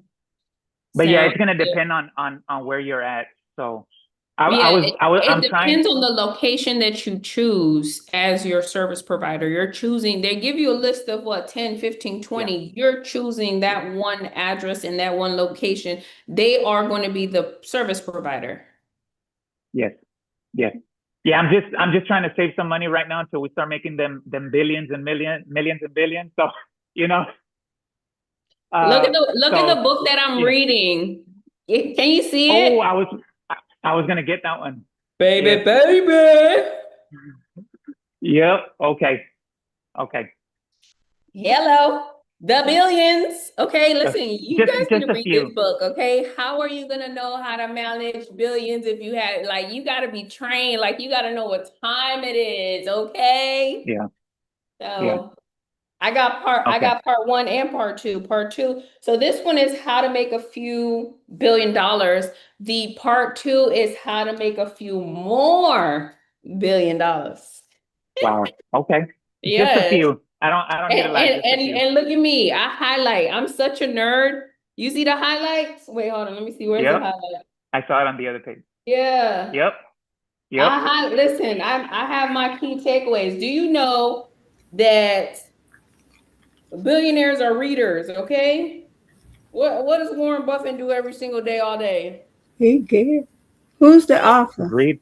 Brad Jacobs. I bought Thank, this in the thank airport. So you. I'm such a, I'm a flight junkie, right? And so I'm on a flight every single week. So I kind of made it like a little tradition that I always go to those little stores in there and I grab a book. So I just got this one 2 weeks ago, leaving out of Los Angeles, going to Chicago. Nice. Brad Jacobs. Okay. So do you guys know waste management? Yeah, Ben Kai's like, yeah, of course we know waste management. You guys don't know waste? Okay, well maybe I don't know where Rudy Oh, is, guys. Listen, wait, we waste don't know where management, the Rudy is. people that pick up trash or what? Of course. Oh, okay. Yeah. I know who they are. Yeah. Okay, Brad Jacobs sold Waste Management for $2.5 billion, and that was just one of the companies that he sold. Wow. Wow. Hi. Wow. Trash. Oh. Well, listen, it's trash to cash. Okay. Yes. Yep. Yep. All right, you guys. Okay, Okay. so it is I hope it helped. 8:30. It's 8:30. I'm gonna have to go a little bit fast because we're a little bit over on time. So I see Miss Faith has a question, and then there is 2 or 3 questions inside of the chat. Hi, Miss Faith.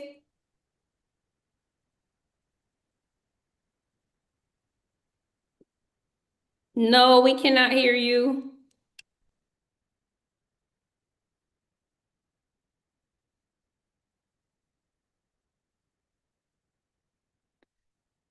You are still on mute. We cannot hear one word. I am so sorry, but we see your beautiful face and we would like for you to come off of mute.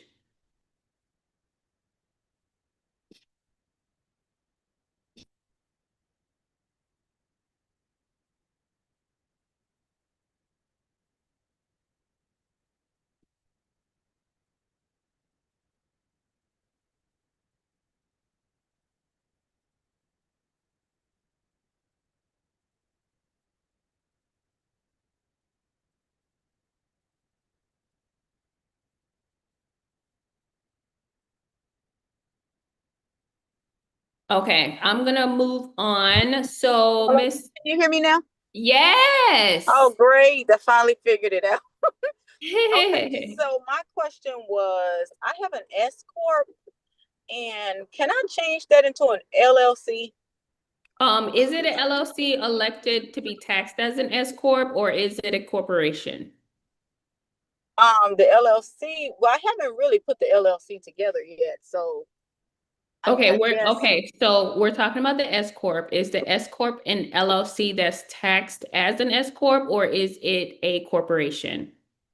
it's a corporation, I believe. It's Okay, incorporated. it's incorporated. Okay. So now your question is, can you convert it to an LLC? Yes. You can with your Secretary of State. Okay.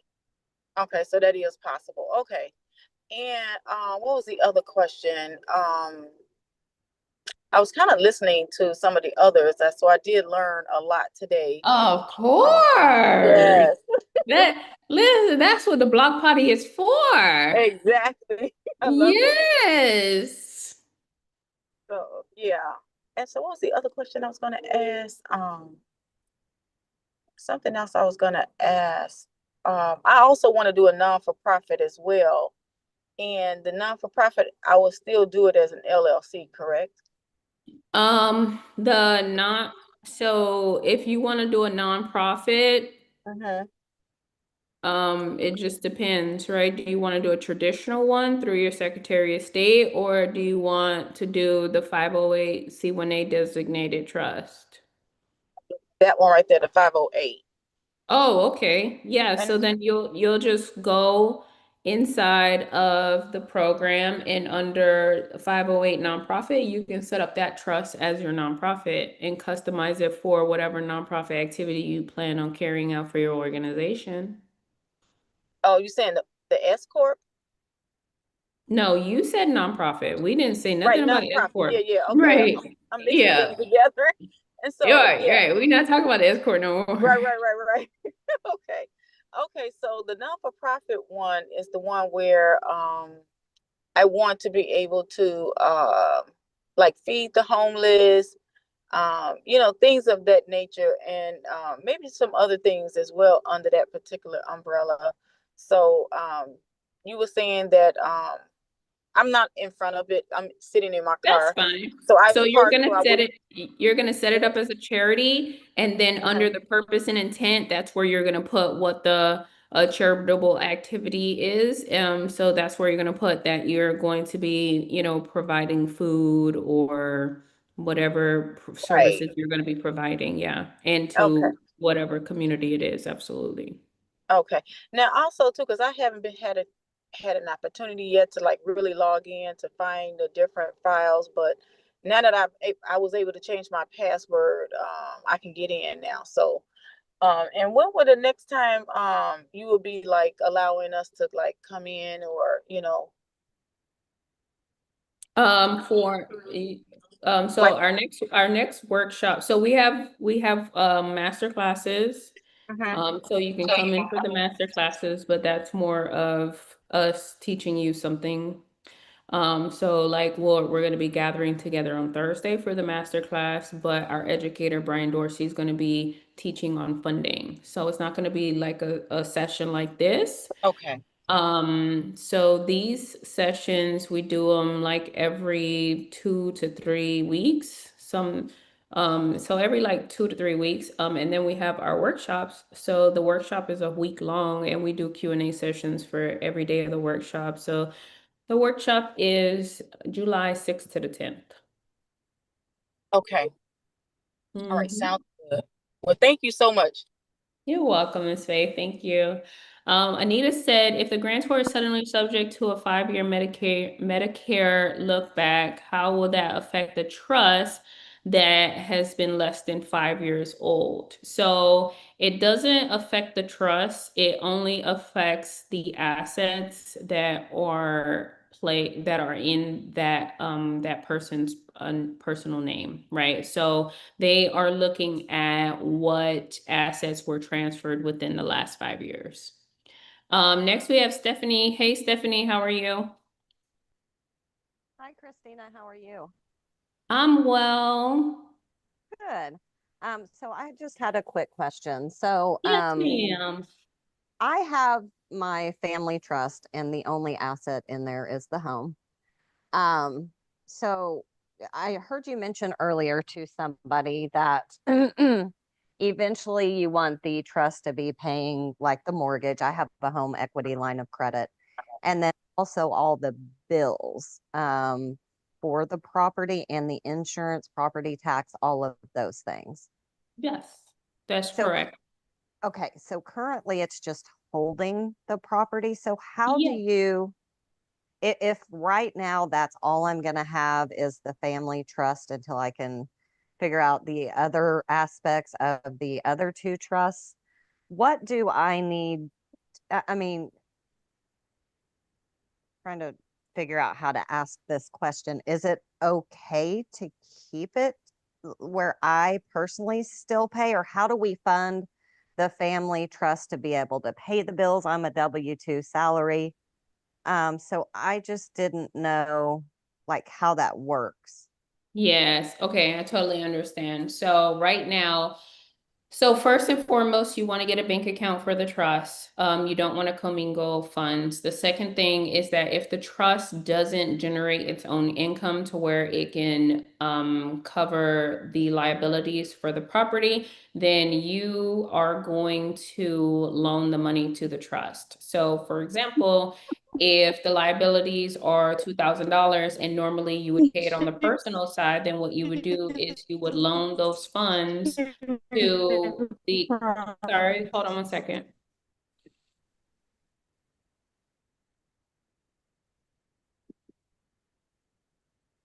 You would loan those funds to the family trust so that the family trust could cover the liabilities until the family trust is able to generate its own income.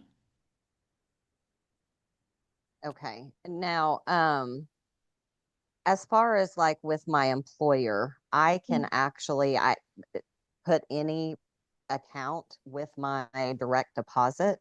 Would it be wise or unwise to have my direct deposit, my paycheck go to the bank for the trust?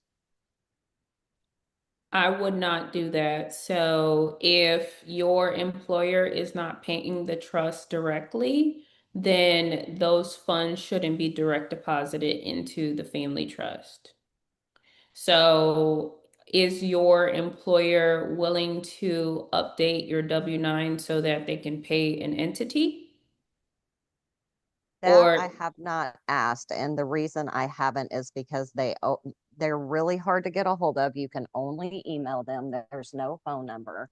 So you have oh, to email all of your questions, and then they, as far as like making any changes, there's like a certain time frame, and it's only in like November to make any switches to like beneficiaries, add or take away insurance, things of that nature. So I wasn't, I mean, I guess I could ask. I feel silly asking. I don't know why.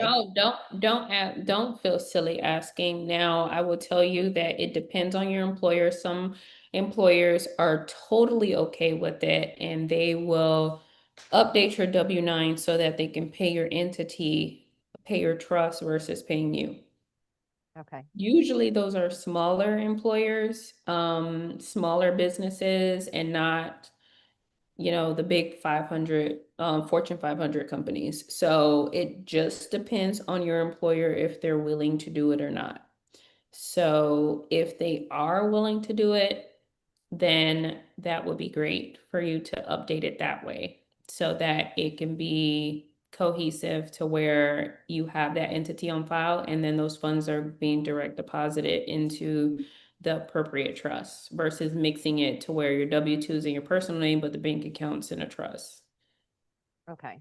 Now, Mhm. as far as, so you said I would lend my money to the trust. Is that to pay everything, or is it okay to just continue paying in my personal name? Yeah, so I would tell you that as of right now, because you're so new to this, you're only a couple of weeks in, that it is okay for you to take the time that you need to transition. There is going to be a point in time where you want the trust to be able to cover all of the liabilities for all of the assets that it owns. And when I say liabilities, I mean financial liabilities like utilities, insurance, maintenance, taxes, and any other payments. So this is eventually, okay? So however long it takes you, that is the goal for you to get to that point to where the trust is covering all of the bills for the asset that the trust owns. Now, you have to obviously be set up that way, and the trust has to obviously be able to do that. Now, initially in the beginning, what you are going to need to do is you're going to have to lend money to the trust. The trust is starting at zero. The Right. trust has no money. If you Right. go open up that bank account and they say, hey, it's $500 minimum to open up this trust account, where's the $500 going to come from? Me. Absolutely. So you want to document it as a loan. Oh, I see. Okay. That makes sense. Mhm. Okay. All right. Thank you so much. You're welcome, Stephanie. Thank you. All right, next we have Bart, and then I'll head back into the chat. Hey, Bart, how are you? I'm good. How are you doing? Wonderful. Good. I got a few questions, but they're probably quick for to answer, hopefully. Okay. Uh, so the first question I had is, so can you have the same grantor on each of your trusts, all three trusts? Yeah, these are separate entities. You could use the same parties. Okay. Um, and when you do use this grantor, the do you need to keep track, do you need to keep in touch with them, or do they just set up the trust and the bank accounts, and then uh, it's okay if you don't talk to them, or is it something that is there any scenario where you would have to consult with them again for other things? So after they obtain the EIN, execute the trust, and create a profile with the bank, there should be no reason that you would need the any interaction or activity from the grantor. Now, in the future, let's just say 10 years into the future, right? And you go to switch a bank, then they might ask for the grantor's information with the new bank, right? Or if you're going to go open up a brokerage account 3 years later, they might ask for the grantor's information. So 3 years from now, if you're doing that type of activity, then their information might be required. And it kind of brings me to another note, right? So let's just say that the grantor transitioned, right? Then obviously they aren't able to provide their information, so you would provide a death certificate in um, in place of providing their information. So that is the only thing that I can think of. Other than that, it shouldn't, as long as you are operating and you have everything set up and executed, there should be no reason their presence is not required and their signature wouldn't be required for anything else outside of the execution of the trust. Okay. I'm just asking because I'm thinking about getting one of the volunteers from the list. Mm-hmm. Um, Okay. No so so in a case where I would need them again, I could always start another trust with another grantor, right? Yeah, So absolutely. yeah. Okay. Yeah, Uh, absolutely. all right. And like one interesting thing I heard from Michael, I don't know if I heard it wrong or not, but he said something about the grantor can redesignate TCUs. No, he was talking about the trustee. So he was saying if he wants to remove a beneficiary and take away TCUs from a beneficiary.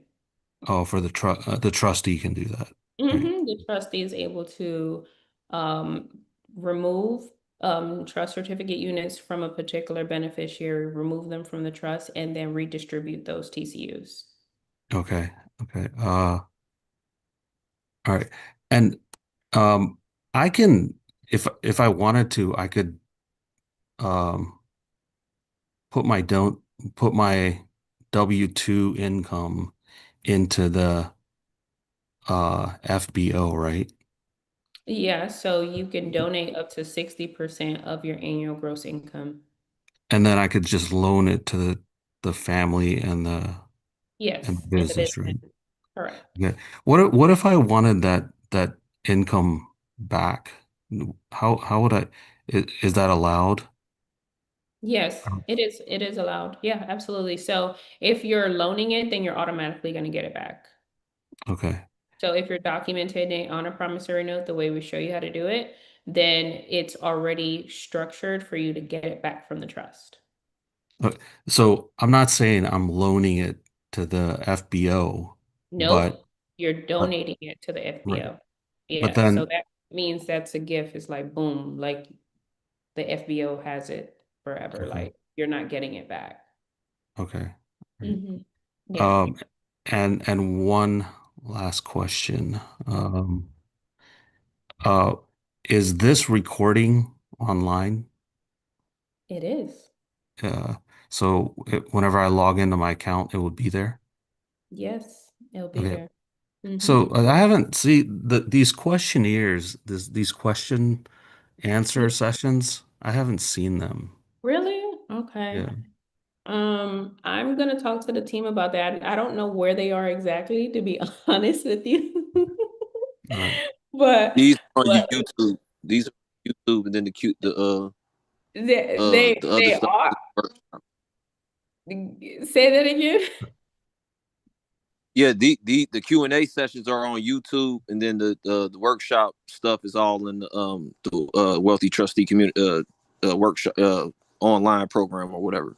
Yes, that is correct. So we have, let me see here. Where is hold on one So second. how do I search it if I wanted to just search for these question and answer sessions? Yeah, so all of the Q&A sessions are recorded. They're uploaded. I just don't know where they are. All right. So I'm gonna have the team explain or find out where they are. They're somewhere. Yeah. But they are available. And then the replay is on YouTube, and I put the link inside of the chat. All of the Q&As are also on YouTube, but we do have them inside of the portal. I just don't know where they are. Okay. Well, yeah, if you I'm can let me sorry. know what that is. No, that's fine. Yes, That's fine. absolutely. I listen, I rely on my team. Like we are now growing. We actually just onboarded somebody on Monday. So we have a team of 8 and Wow. I rely on them so heavily. If not, this would not be attached to my body. So Right. we have people that are just designated to all the back end stuff. And yeah, I will find out, I promise. Like, Okay. so Billy, can you please reach out? Like she said, you can find the replays. Yeah, she said in the Q&A recording section in the portal. So, Yeah, if we could provide the instructions for where the Q&As are and just make sure that everyone has access to it, that would be wonderful, please. Yeah. Thank you, Thank you. Billy. Yes. Billy, can you reach out to Bart and make sure that he's able to find the Q&A?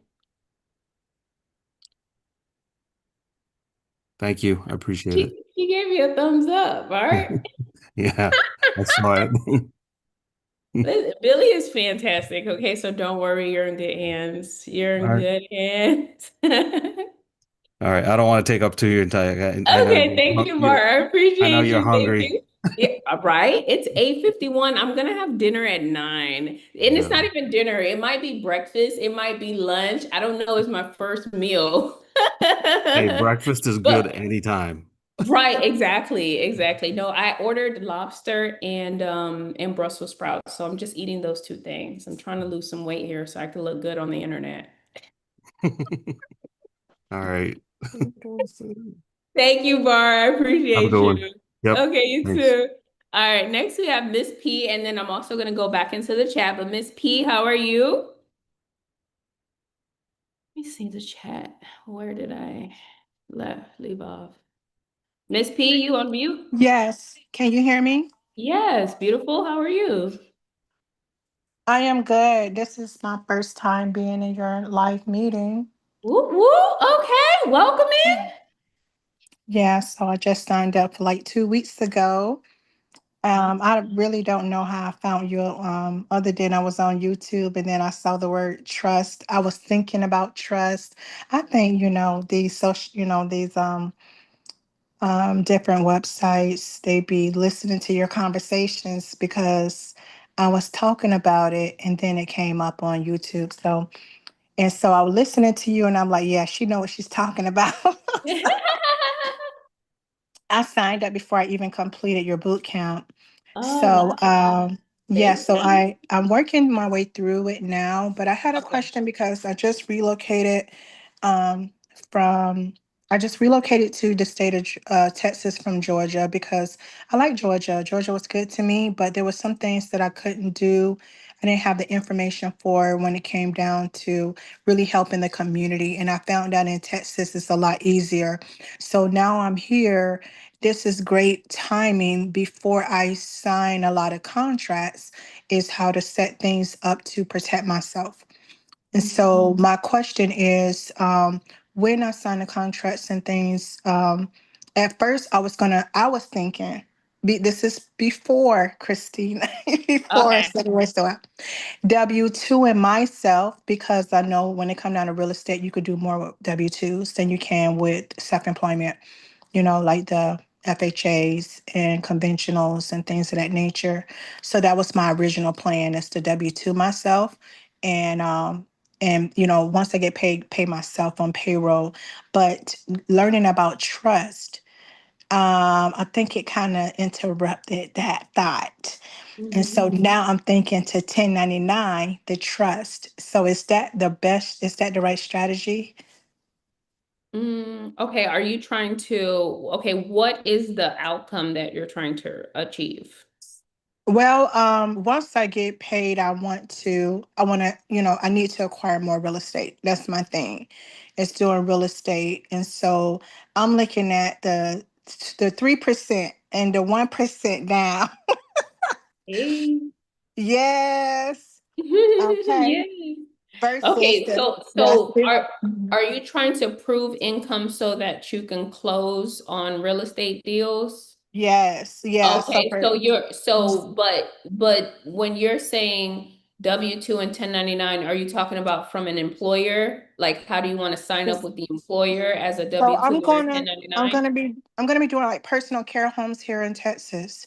So when I get paid from the companies, then I was trying to figure out how do I pay myself so that way I can build a real estate portfolio. But since I started your class, I just matter of fact earlier today someone was telling me you could do 15% down, no documents or things of that nature. So that's my thing. How do I acquire property and not break the bank? I don't want to give away all my money.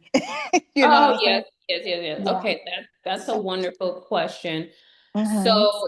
So basically it depends on how you want to acquire the property, right? Do you want to acquire the property in your personal name? Because if you do, just know and understand that you can go the FHA route, you can have a low down payment, 3.5%, stuff like that. And so that's all personal and that's not with an entity. So the only way that that would benefit you is by you being W-2 and you showing personals. Right now, if you want to do it with an entity, I have seen it to where you can put as little as 5% down with an entity, and then that would mean that you choose the 1099 route and that you show income for the trust, and that the trust is able to then purchase the real estate with 5% down. Now, it obviously depends on the lender. It could be 5%, it could be 10%, it could be 15%, it could be 20%. So I'm not sure of, the specifics as far as what lender and what the down payment is, but if you want to do it the entity route, your down payment is going to be higher than if you do it on the personal route. So it really depends on you, because it sounds like you're basing it sounds like you're basing the W-2 and the 1099 on your desired outcome, which is to acquire real estate. Right. Yeah, Okay. but if there's a 5% opportunity, that's pretty good too. Yeah, absolutely. Yeah. Because with W-2, you got to pay taxes. Mhm. Yeah, I know. Yeah. Okay. Yeah. Mm-hmm. Um, so those options are available. What I will tell you is, because I know you're new to the community, is get into our funding masterclass this Thursday, because Brian teaches you about creative ways that you can get funding, that they always leverage the money from the bank to acquire real estate. Always, always. Like acquire 100% of the real estate, half of the real estate, like whatever it is that you need. And then the other part is that you're making decisions, but they're also going to reflect on taxes. And so we have our educator that is a CPA, and he will be able to really help you narrow it down. So our CPA is going to be here July 10th. So if you're able to get into that master class where you can ask him that question and then he can break it down further, because he's the expert when it comes to taxes, then that would be advantageous for you. Okay. Okay, that's great. I think I saw Mhm. one of the videos on YouTube with him. I was like, Yeah. come on. Right, exactly. We only have the best here, so you want to Okay. just catch him live so that you can explain to him what you just explained to me. Okay, sounds good. Okay. All right. Sounds good, Miss P. All right, next. So L has a question. I have a few questions. The first one is, what state should I set up the trust? So the trusts are non-statutory. You can set it up in all of the US states and all of the US territories. So it just depends on what state that you choose. So some people choose where they're located, some people choose where they're going to operate the trust. Some people choose where there's favorable laws just in case the trust gets sued.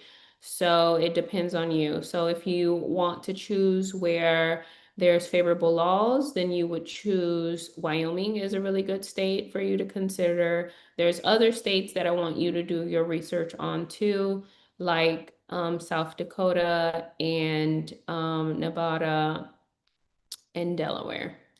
So under what circumstance can the grantor be both the trustee and the grantor? So if the trust is revocable, then the grantor can be both. If the trust is irrevocable, then the grantor cannot be both. So it depends on the type of trust. Now, the trusts that are included in this program are all irrevocable, which means that the grantor and the trustee cannot be the same person. So there's no circumstance if you're using these trust indentures where the grantor can be both. So that's not possible if you are setting it up the way that we show you how to set it up. Next we have Nakenji. Hey, Nakenji, how are you? Hey, Christina. Thank you for Hey, everything that you do. you're welcome. Thank you Um, so much. I appreciate you. it's been a lot. I'm not as prepared as I would like to be because it's been, moving around. But I'm like I say, I'm getting started. I'm Yeah. starting off with with telephone numbers, email addresses, and virtual addresses. The telephone numbers, and I know this may be a bit redundant. I need to have three, so I have to. I will thank the old guy for the e-voice. I went into the group thing on the Telegram, and somebody had mentioned e-voice because Google is only allowing me to have one Google Voice, and Google's been tripping, like they say, with the ID and all that kind of stuff. But I can't cheap out and just use that one Google Voice number I have. I need to have the all three. Yeah, so separation of the entities is very important. So best practice is for you to have all separate addresses, phone numbers, and emails, but you just have to be able to, you know, operate it to the best of your ability. So, for example, if these are private, right, and you're not out here doing any public activity, then if you want to join, if you want to use like the same number for the two that are private and then have a separate number for the one that's facing the public, like perhaps the business trust, then you can start off that way if it's more economical for you.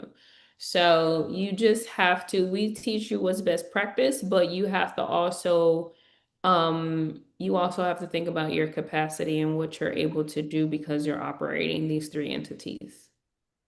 Okay.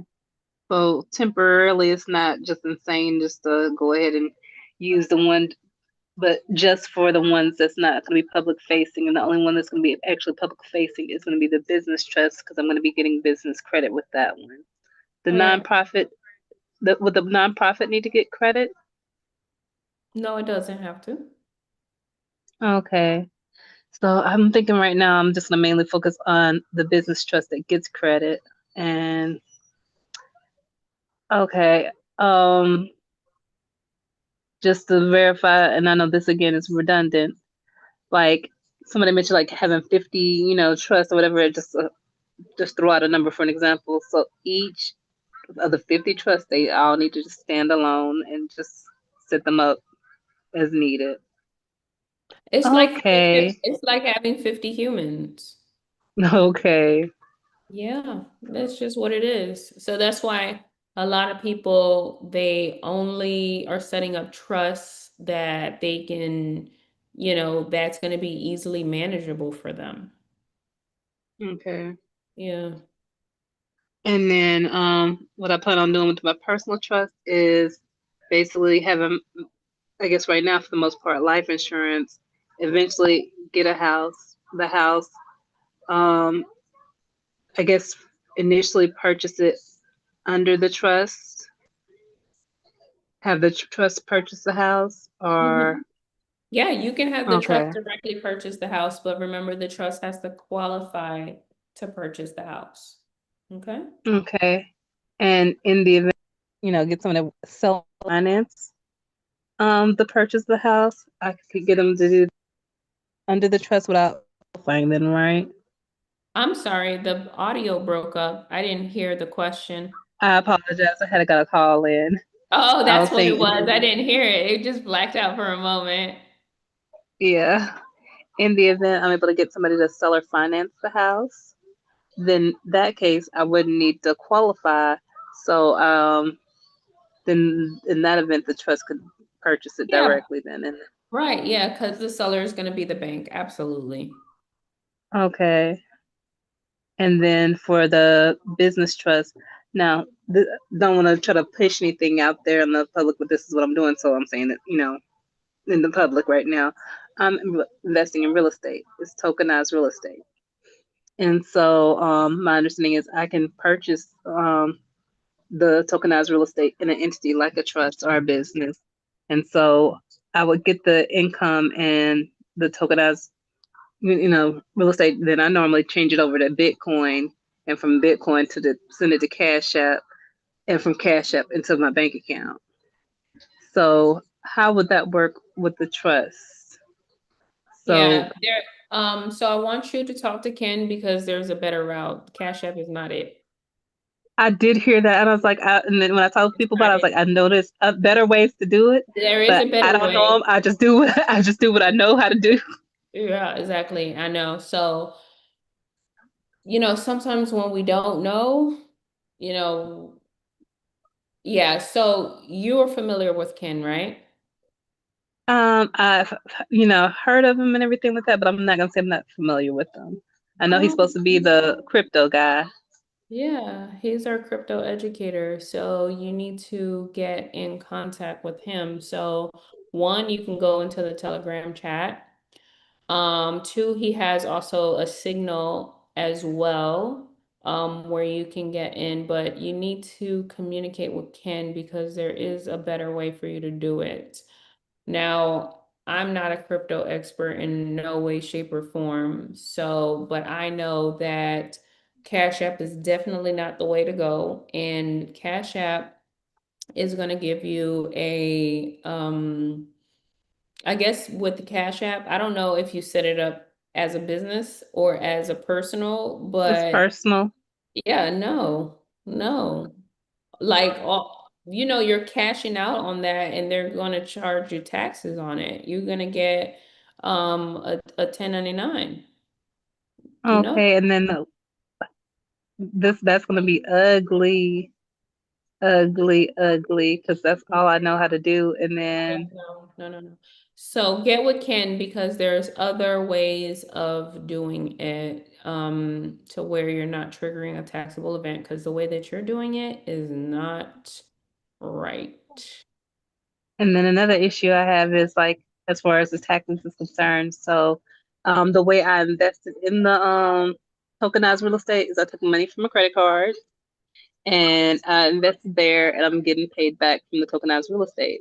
From that, I'm paying back the credit card. So it's like, oh, I'm going to be hurting myself when it comes to taxes off of my that I'm generating. So it's kind of like a wash. Yeah, exactly. So um there's a couple of more steps that you need to take, and you need definitely guidance. So that's why we put you in connection with the right people. So, as you know, right, we have a large community here. Our community is 2,500 people. And so there's community members that are experts in their field, and Ken is one of them. So he's been Okay. yeah, so he is volunteering his time to be able to educate our community in exactly what you're explaining. Well, I guess I better go ahead and catch up with Ken then. So, I think you yeah, should, I was I figuring, don't think you should walk. I think you should run to the Telegram. okay. Right, Rudy? Rudy, run to the Telegram, not Because I was walk. thinking I'm going to make the money, then deal with the taxes later. Because I was like, No, no. no, Mm-mm. You gotta deal okay. with it. Yeah, you gotta deal with it now. Okay. Well, thank you. You're I'm welcome, scared now. Nikki. No, don't be scared. Okay. Yeah. Jody said when opening up a bank account, is it non-interest bearing? So that is optional. If you want it to be non-interest bearing, then you can let your banker know. So next we have Crystal.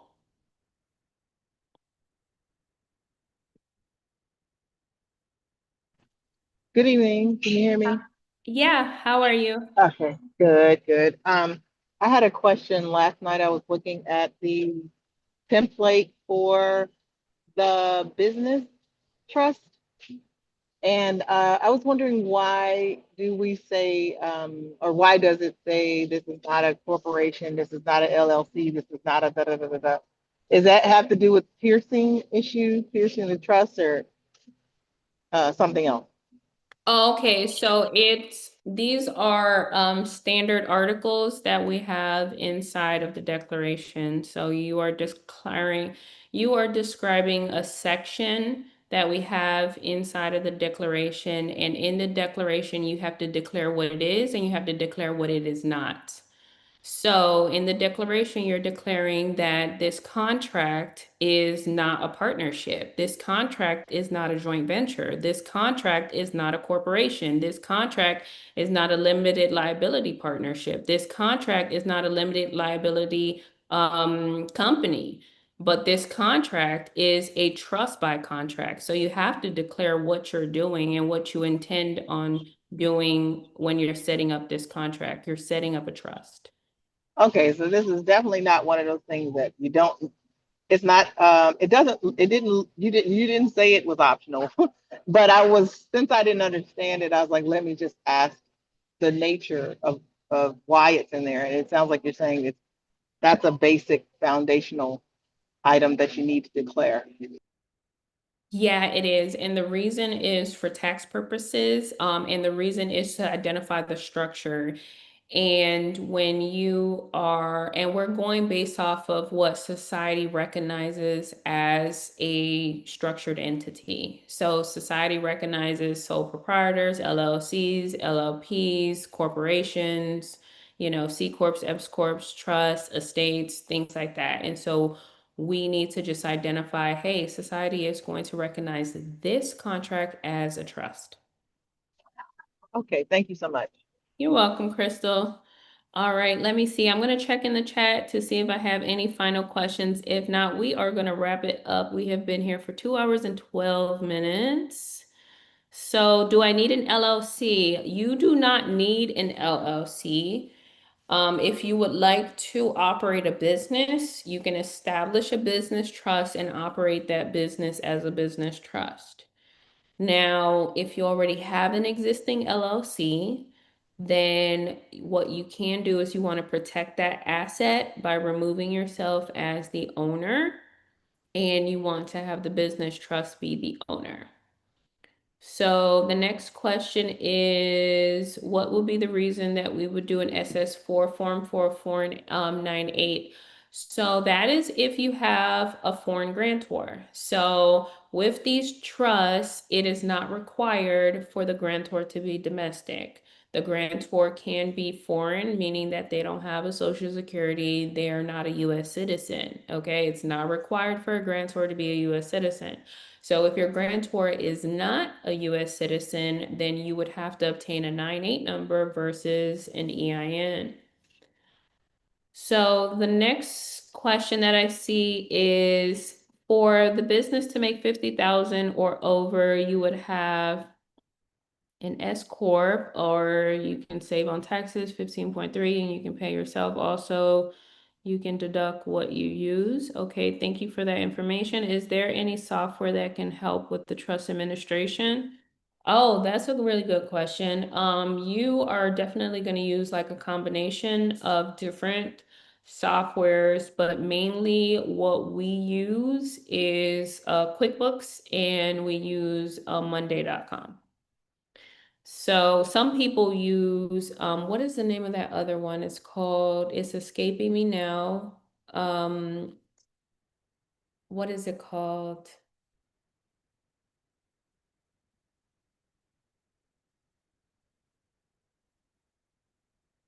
So I just Google management softwares, like because that's how how it's going to help you. Now, I personally use Monday.com, but there's another one, I cannot remember the name of it, that people use for management. So management and administration. When your trust owns insurance policy and you want to see the policy as collateral, is the amount borrowed based off of the face value or the death benefit. So it depends on who you're borrowing from. If you're borrowing from the carrier, then it is based off of your cash value. If you're borrowing particularly from a lender, then it's going to be based off of the death benefit.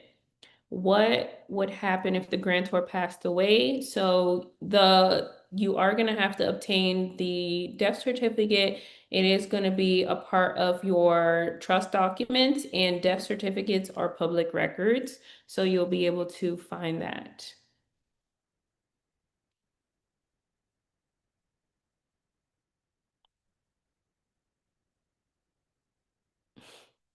So Nazma is asking for Michael. So Miss Christina, is it Intuit? no. The other Oh, money management? oh no. So Intuit is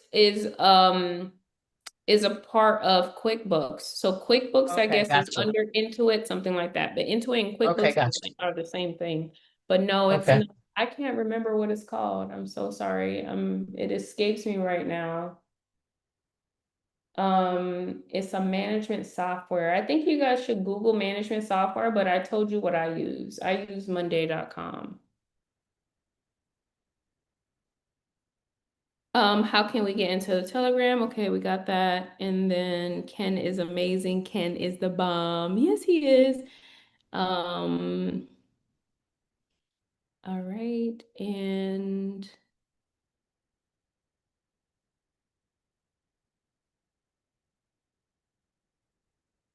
all right, we're all done, guys. So thank you so much for this beautiful block party / Q&A session.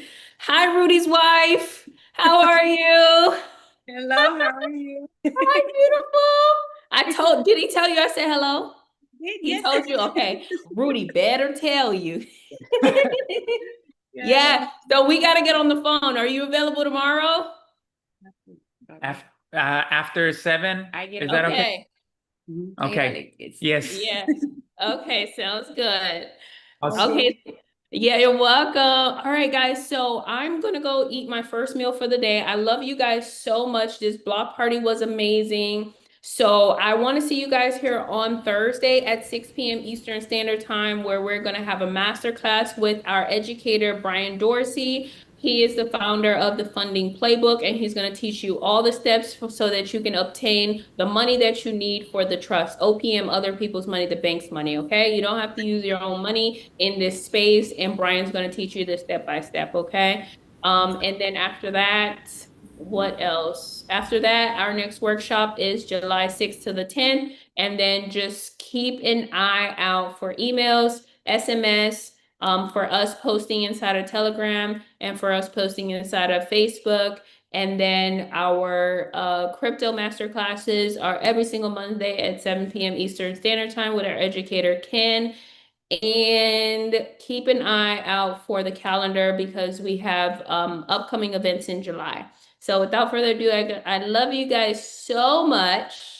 You guys have a good evening. Thank you for staying the whole time and bringing those good questions. And I enjoyed this block party, and I hope that you guys enjoyed it too. Thank you. Enjoy your meal. Yeah, Thank you, Christina. Thank you. thank you. I love Thank you you. guys. Thank Bye. you. We love you Yes, too. all of you guys are Good wealthy night. trustees. I love you. Thank you. You're welcome. Good night.